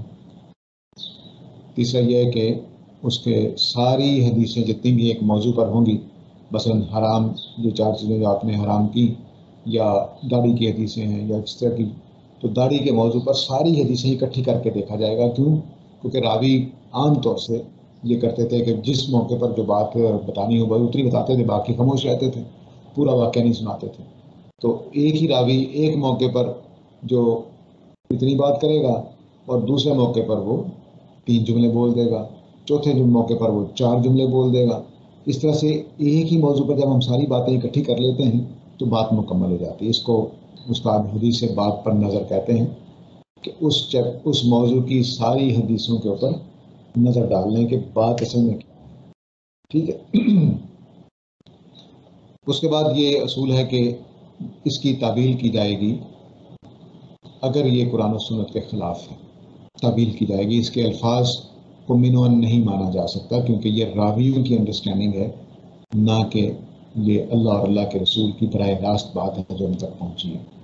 تمام حدیثیں جتنی بھی ہیں سوائے شاید دعاؤں کے، وہ ساری کی ساری فہم کا منتقل کیا گیا ہے، الفاظ نہیں منتقل کیے گئے، بلکہ بے شمار جگہوں پہ آپ کو ملے گا کہ راوی کو یاد نہیں رہا کہ یہ کہا کہ یہ کہا. تو اس لیے یہ تعبیل کی جائے گی، ان کو منوان نہیں مانا جائے گا. یہ موٹی موٹی باتیں ہیں جو حدیث کے فہم میں سامنے رکھنے کی ہیں، اور اگر ان کے بغیر مانا جائے گا، حدیث کو سمجھا جائے گا، تو بہت ساری غلطیاں ہو جاتی ہیں. اس کی باب حدیث بات پر نظر کی ایک اہم مثال ہے کہ ہمارے ہاں ایک جملہ بولا جاتا ہے کہ جس کی مشابہت کی وہ اسی میں سے ہوگا. تو اس کے معنی یہ لیے گئے ہیں کہ جس نے عیسائیوں جیسے کپڑے پہن لیے یا پگڑی باندھ لی یا ٹائی باندھ لی، وہ عیسائیوں میں سمجھا جائے گا. اور ہمارے ہاں بڑی سختی کی جاتی تھی. انگریز جب آیا تو اسی حدیث کو استعمال کر کے ان کے لباس پہننے سے منع کیا گیا. بلکہ ابھی تک دیہاتوں میں چلے جائیں تو آپ نے پینٹ شرٹ پہنی ہو تو مولوی صاحب کی نگاہیں آپ دیکھ لیجئے کیسی ہوتی ہیں. کیونکہ ان کا کہنا یہ ہے کہ نبی صلی اللہ علیہ وسلم نے فرمایا تھا کہ جس نے جس کی مشابہت کی وہ قیامت والے دن میں سے اٹھے گا. اس حدیث کو اسی جملے کو اکٹھا کر لیں.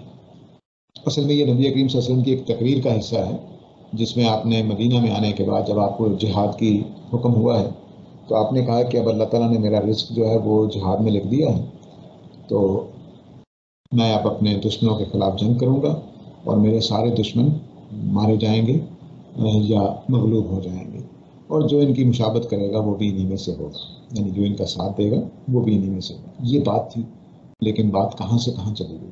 تو حدیث باب پر نظر ڈالنے کا فائدہ یہ ہوتا ہے کہ آپ کو اصل بات پتہ چل جاتی ہے کہ اصل بات کیا تھی.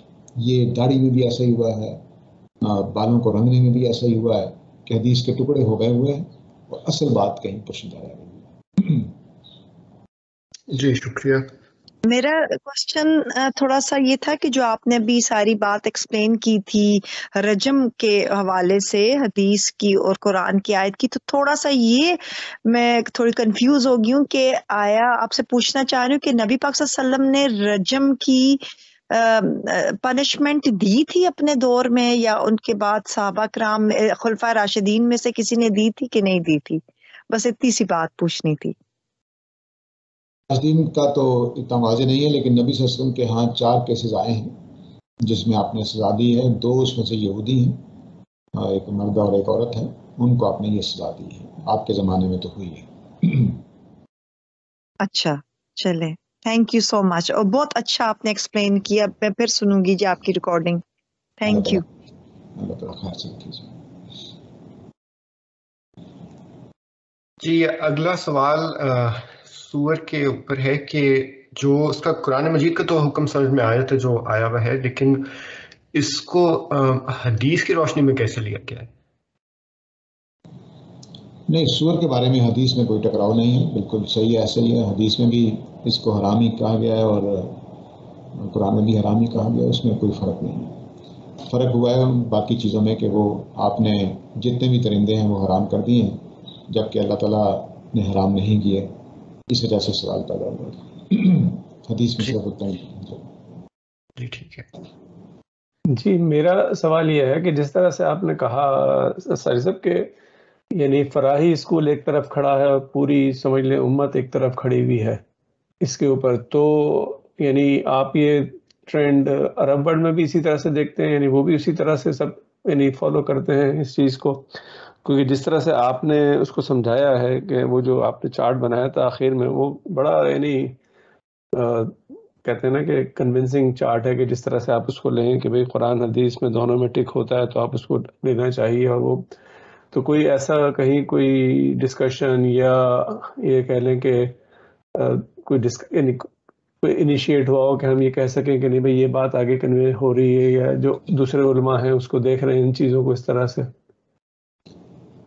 جی ہاں، عربوں میں دو طرح سے ہم بات کر سکتے ہیں۔ عربوں میں کچھ ایسے لوگ پیدا ہوئے جنہوں نے سنت کے موضوع پر اور حدیث کے موضوع پر کلام کیا ہے، اس میں علامہ شلتوت ایک بہت اہم شخصیت ہیں، ان کی کتاب ہے الاسلام کے نام سے، الاسلام ہے یا اسلام ہے کچھ، علامہ شلتوت یہ پہ ہے، ان کی کتاب ہے کہ اسلام، اس میں انہوں نے سنت پر ایک اچھی بحث کی ہے۔ ایک محمد الغزالی ہیں جنہوں نے اس موضوع پر بات کی ہے، وہ اسلام اس دور میں کس طرح کا کتاب کا نام ہے۔ یہ تو وہ لوگ ہیں جو انڈیپینڈنٹ سوچ رہے ہیں، اور ترکوں کے ہاں دو کالب کے نام سے ایک علامہ اقبال کے زمانے کے شاعر تھے، انہوں نے بھی سنت کے اوپر کام کیا اور سنت کو ایک طرح سے جدید دور میں ڈھالنے کی کوشش کی اور قرآن کو بھی ڈھالنے کی کوشش کی۔ یہ سمجھ لیجئے کہ ایک طرح کے ہمارے سر سید ہیں جو وہاں پیدا ہو گئے۔ اسی طرح رشید رضا ہیں جنہوں نے اسلام کو نئے زاویوں سے دیکھنے کی کوشش کی، لیکن علامہ شلتوت وغیرہ کے ہاں بھی سنت کے بارے میں ایک اور طرح کا زاویہ ہے، وہ یہ فرق نہیں کرتے۔ فکر فراہی نے جس طرح کیا کہ سنت اور حدیث کا فرق کیا، یہ ان کے ہاں سب کے ہاں گڑبڑ چلی آ رہی ہے، وہ ان دونوں کو ایک ہی سمجھتے ہیں اہل حدیث کی طرح۔ ہم اس میں فرق کرتے ہیں کہ سنت متواترہ الگ ہے، حدیث الگ ہے۔ اس وجہ سے پھر سنت جب حدیث کو الگ نہیں کرتے تو قطعی اور ضمنی سارے اکٹھے ہو جاتے ہیں، پھر یا سر سید والا راستہ اختیار کریں گے یا حدیث والا راستہ اختیار کرنا پڑے گا۔ جب آپ ان دونوں کو ایک ہی چیز سمجھ رہے ہیں تو یا تو دونوں کا انکار کر دیں گے یا اہل حدیث کی طرح دونوں کو مانیں گے، اس کے علاوہ چارہ کوئی نہیں۔ ہم یہ کہتے ہیں کہ یہ ثابت ہے، یہ ثابت نہیں ہے، اس لیے فرق کرنا پڑے گا۔ تو سنت بڑی ہے حدیث کے مقابلے میں، یہ فرق کرنا پڑے گا۔ یہ جو چیز ہے یہ ہمیں عربوں کے ہاں نظر نہیں آتی، بالکل دکھائی نہیں دیتی کہ وہ اس فرق کو سمجھ کر آگے چل رہے ہیں۔ ان کے یہاں زیادہ بحثیں اس کی ہیں کہ سنت قرآن کے خلاف ہے تو کیسے مانا جائے، اس کی توجیہ کیسے کی جائے یا رد ہی کر دیا جائے، بس یہ بحث ہے۔ میں ڈائریکٹ ریفرنس کو اس طرح سے دے رہا ہوں کہ جو پچھلے دنوں محمد بن سلمان نے جو ایک دو اس کے کلپس سرکولیٹ کر رہے تھے اور اس چیز کو اس نے یعنی تقریباً اسی طرح سے پریزنٹ کیا تھا، تو اس کو آپ کس طرح سے دیکھتے ہیں، انالائز کرتے ہیں؟ ہاں جی، گاندھی صاحب کے شہرت کے بعد کچھ جگہوں پر ہمارا تصور پہنچا ہے، وہ انگریزی کے ذریعے سے پہنچا ہے یا کچھ لوگ اردو بھی جانتے ہوں گے، تو بہت سارے لوگوں نے اس پر اب گفتگو کرنا شروع کی ہے۔ دو ایک کتابیں بھی نکلی ہیں جس میں سنت کے اوپر یہ اس طرح کی بات ہو رہی ہے، تو اب یہ بات پہنچنے کی حد تک پہنچ گئی ہے، غالباً اب لوگ اس کے اوپر بات کر رہے ہیں، گفتگو کر رہے ہیں، اسلام کو سمجھنے کے نئے زاویے کے اعتبار سے اس کو دیکھ رہے ہیں کہ یہ اسلام کو سمجھنے کا نیا زاویہ ہے۔ تو اس میں ابھی لیکن جو مین اسٹریم عرب ہیں ان کے ہاں ہماری بات ایسے نہیں ہے کہ وہ پسندیدہ ہو، بلکہ جو ہمارے وہاں علماء ہیں جو پاکستانی ہیں انہوں نے فضا زیادہ خراب کی ہے کہ وہ گاندھی صاحب کو بھی منکرین حدیث کی صف میں کھڑا کر کے اس طرح کی باتیں کرتے ہیں جیسے وہ مولانا مکی ہیں وغیرہ وغیرہ۔ یہ جو اس طرح کے لوگ ہیں انہوں نے پھر وہ زاویہ جو اصل زاویہ ہے، کیونکہ پڑھا تو نہیں ہے اس گاندھی صاحب کو ان لوگوں نے، لیکن تبصرے ہو جاتے ہیں، تو اس وجہ سے پھر وہ ایک امپیکٹ اس کا مصنوعی سا پہلے پیدا کر دیا گیا ہے. لیکن یہ بات ٹھیک ہے آپ کی جو پریزنٹیشن آ رہی ہیں کچھ ایک وہ سلمان صاحب ہیں، ایک اور صاحب بھی ہیں جو تھوڑی سی داڑھی ہے ان کے لمبی، لیکن یہاں شیو کرتے ہیں، وہ بڑا ہنستے ہنستے باتیں کرتے ہیں، ان کا نام ذہن میں نہیں آ رہا. تو وہ عربی میں، اردو میں، انگریزی میں بات کرتے ہیں پاکستانی وہ بھی، لیکن وہ عربوں کے ہاں ان کے اثر رسوخ ہیں. تو اس طرح کے لوگ اب اس بات کو بیان کرتے ہیں، اور میرا خیال ہے کہ یہ اتنی فطری سی بات ہے کہ پرانی امت کا تصور یہی تھا. یعنی احناف ابھی تک دیکھیے جو ان کے مین اسٹریم احناف ہیں، وہ حدیث کو سنت قرآن کے خلاف ہو تو نہیں مانتے. وہ بس یہ کہتے ہیں کہ مشہور ہو گئی ہے، شہرت پا گئی ہے تو ہم مان لیتے ہیں، یعنی تواتر کے قریب ذرا چلی گئی.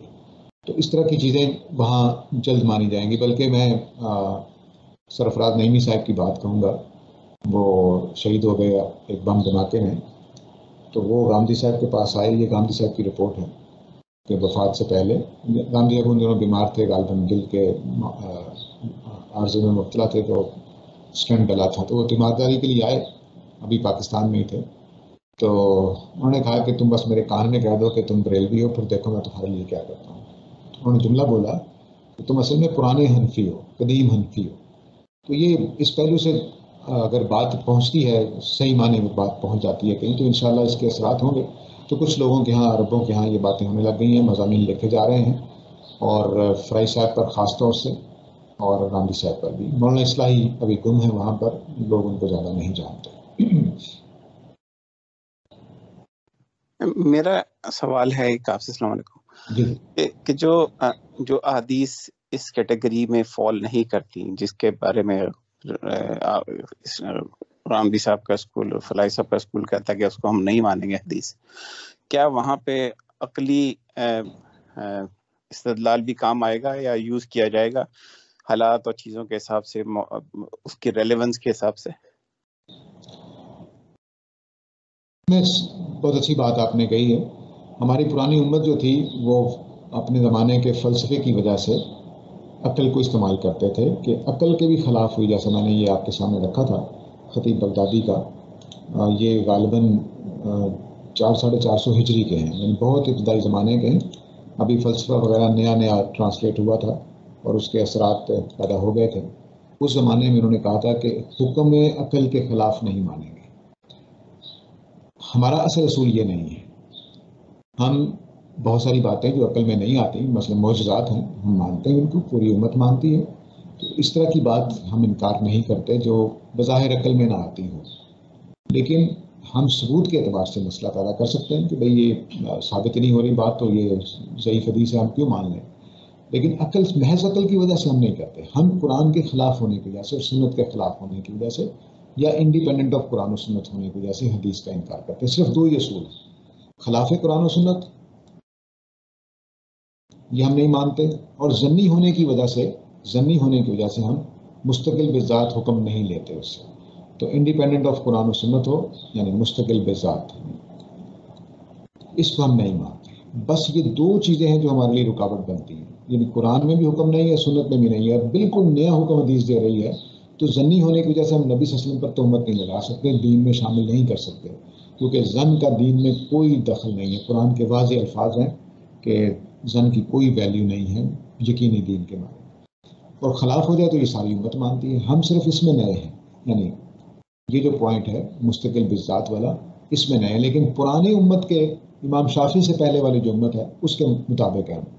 امام شافعی کے زمانے میں ویسے یہ ہے کہ ہم حدیث کی بنیاد پر نیا دین نہیں مان سکتے. یہ ویسے ہیں، انہوں نے رسالہ لکھی اس لیے تھی کہ مانو اس کو. ان کی دلیل یہ تھی کہ تم عدالت میں گواہی مانتے ہو نا، کہ ایک آدمی دوسرے یا دو آدمی آ کر کہتے ہیں ایک آدمی کے بارے میں کہ یہ قاتل ہے، اور تم اس کو سزائے موت دے دیتے ہو دو آدمیوں کے کہنے پر. تو اس طرح اگر دو آدمی کوئی حدیث بیان کر دیں تو مانو گے نہیں. انہوں نے یہ دلیل دی تھی حدیث منوانے کے لیے. یہ روایت، یہ دلیل چل گئی، کام آ گئی. تو امت نے حدیث کو ماننا شروع کر دیا. انہیں شرط لگائی تھی کہ عملی معاملات میں مانی جائے گی، کیونکہ ہم عملی معاملے میں گواہی مانتے ہیں کہ بھئی یہ آدمی قاتل ہے کہ نہیں قاتل ہے. تو اسی طرح کے معاملات میں مانی جائے گی. لیکن ان کے بعد، بلکہ ان کی خود اپنی کتاب میں بعض ایسی چیزیں آ گئیں جو عملی نہیں تھیں. کیونکہ جب آپ نے ایک چیز مان لی تو ایک عام آدمی کو کیا فرق پتہ چلتا ہے؟ مثلا وہ یہ کہیں گے کہ آمد مسیح علیہ السلام کی روایت یہ عمل سے متعلق نہیں ہے، تو یہ تو نہیں مانیں گے، دو آدمیوں کی گواہی ہو گئی ہے۔ لیکن استنجے والی بات مان لیں گے، اس میں بھی دو گواہیاں آ گئی ہیں، تو جب دو گواہیاں آ گئی ہیں تو ہم یہ عملی ہے اس لیے ہم اس کو مان لیں گے، یہ چونکہ عملی نہیں ہے، علمی سی بات ہے، تو اس کو ہم نہیں مانیں گے۔ عام آدمی تو یہ فرق نہیں کرے گا، چنانچہ امت کے علماء نے بھی فرق نہیں کیا، پھر ہر طرح کی روایت اکٹھی کر لی گئی، عملی بھی اور علمی بھی، دونوں طرح کے مانی جا رہی ہیں۔ تو یہ مسئلہ تھا، لیکن پرانی امت کو منوانا پڑا ہے امام شافعی کو، اس لیے امام شافعی کو امام امیر المومنین فی الحدیث کہا جاتا ہے کہ انہوں نے دراصل یہ استدلال فراہم کیا کہ دین کے اندر ضمنی بات کو مان لیتے ہیں، عملی میدان میں یہاں سے حدیث کو منوایا گیا، پہلے نہیں مانی جاتی تھی، اور اسی وجہ سے پھر مسئلہ پیدا ہوا۔ شروع سے 14 صدیوں سے ہم اسی میں لگے ہوئے ہیں، کم از کم آپ کہہ لیں 12 صدیوں سے ہم اس اختلاف میں لگے ہوئے ہیں کہ ماننا ہے کہ نہیں ماننا ہے۔ وجہ کیا ہوئی تھی کہ بھئی یہ ضمنی طریقے سے ہم دین میں حکم کیسے ڈال دیں، یہ دوسرا دائرہ ہمارا صرف تازہ کر رہے ہیں ہم، لیکن یہ قدیم ہے اصل میں، اور یہ متفق علیہ ہیں، ہم صرف اس کو پوری طرح سے نافذ کر کے مانتے ہیں۔ لوگ اس میں ڈھیلے پن کا شکار ہیں، بس اور کچھ نہیں، لیکن اصولی طور پر مانتے ہیں، عملی طور پر نہیں مانتے، ہر چیز مانتے چلے جاتے ہیں جو بھی حدیث میں آ جاتی ہے۔ تو یہ ہمارا ہے، باقی کوئی ایسا مسئلہ نہیں ہے کہ ہم کوئی حدیث کے ساتھ کوئی ایسا معاملہ کہ ہاں عقل جو ہے اس میں ہم عقل سے سوال پیدا ہو سکتا ہے، تحقیق کا دروازہ کھل سکتا ہے، لیکن محض عقل میں نہ ہم انکار کرتے ہیں حدیث کا، یہ لازم نہیں۔ بہت ساری حدیثیں ایسی مانی جا سکتی ہیں، اب قرآن کی آیتیں مانی جا رہی ہیں تو ہم مانتے ہیں، جو عقل پہ پوری نہیں اترتی۔ اب یہ عقل پہ تو پورا نہیں اترتا نا کہ اللہ تعالیٰ کلمہ کن کہتے ہیں تو چیزیں پیدا ہو جاتی ہیں، یہ تو عقل پہ نہیں اترتا نا کہ ایک نفس سے انسانوں کو پیدا کیا گیا ہے، یہ تو عقل پہ پورا نہیں اترتا نا کہ حضرت مریم کے ہاں بغیر باپ کے بیٹا پیدا ہو سکتا ہے، بغیر شوہر کے، تو یہ ہم مانتے ہیں۔ ایسے ہی حدیثوں میں آ جائیں گے تو مان لیں گے، عقل معیار نہیں ہے۔ جی شکریہ حارث شادی صاحب، آپ کا بہت بہت شکریہ، آپ نے ہمارے لیے وقت نکالا، اور جس طرح سے میرے خیال میں آپ نے اس موضوع کا حق ادا کیا، ہمیں سمجھایا، ہم آپ کے شکر گزار ہیں اس چیز کے لیے۔ جتنے لوگ اٹینڈ کر رہے ہیں ان سب کا بہت بہت شکریہ، آپ نے خندہ پیشانی سے ساری باتیں سنی، اللہ امید کرتا ہوں کہ اس سے آپ لوگوں کو فائدہ ہوا ہوگا۔ اور یعنی شکریہ حارث کا بھی کہ حارث نے یعنی یہ ایک سیریز ارینج کر رہے ہیں اور سب کو یعنی ہم کی تعلیمی علمی اور تعلیمی ڈیولپمنٹ میں کام کر رہے ہیں، تو یعنی بس اس دعا کے ساتھ کہ اللہ ہم سب کو صحیح راستہ دکھائے، صحیح راہ پہ رکھے اور سب کی آخرت سنوارے۔ آپ کچھ کلمات کہنا چاہیں ساجد صاحب خیر میں تو پلیز؟ شکریہ جی، بہت مہربانی جناب، آپ سب لوگوں کا شکریہ، آپ کا بھی، حارث صاحب کا بھی، ذوالفقار صاحب کا بھی، پورے آسٹریلیا کے ساتھیوں کا بہت مہربانی، آپ لوگوں نے مجھے موقع دیا اس خدمت کا، تو آپ لوگوں سے دوستی جاری رہے گی، قائم رہے گی انشاءاللہ۔ اللہ تعالیٰ آپ لوگوں کو خوش رکھے، دعاؤں کے ساتھ اجازت چاہتا ہوں، خدا حافظ۔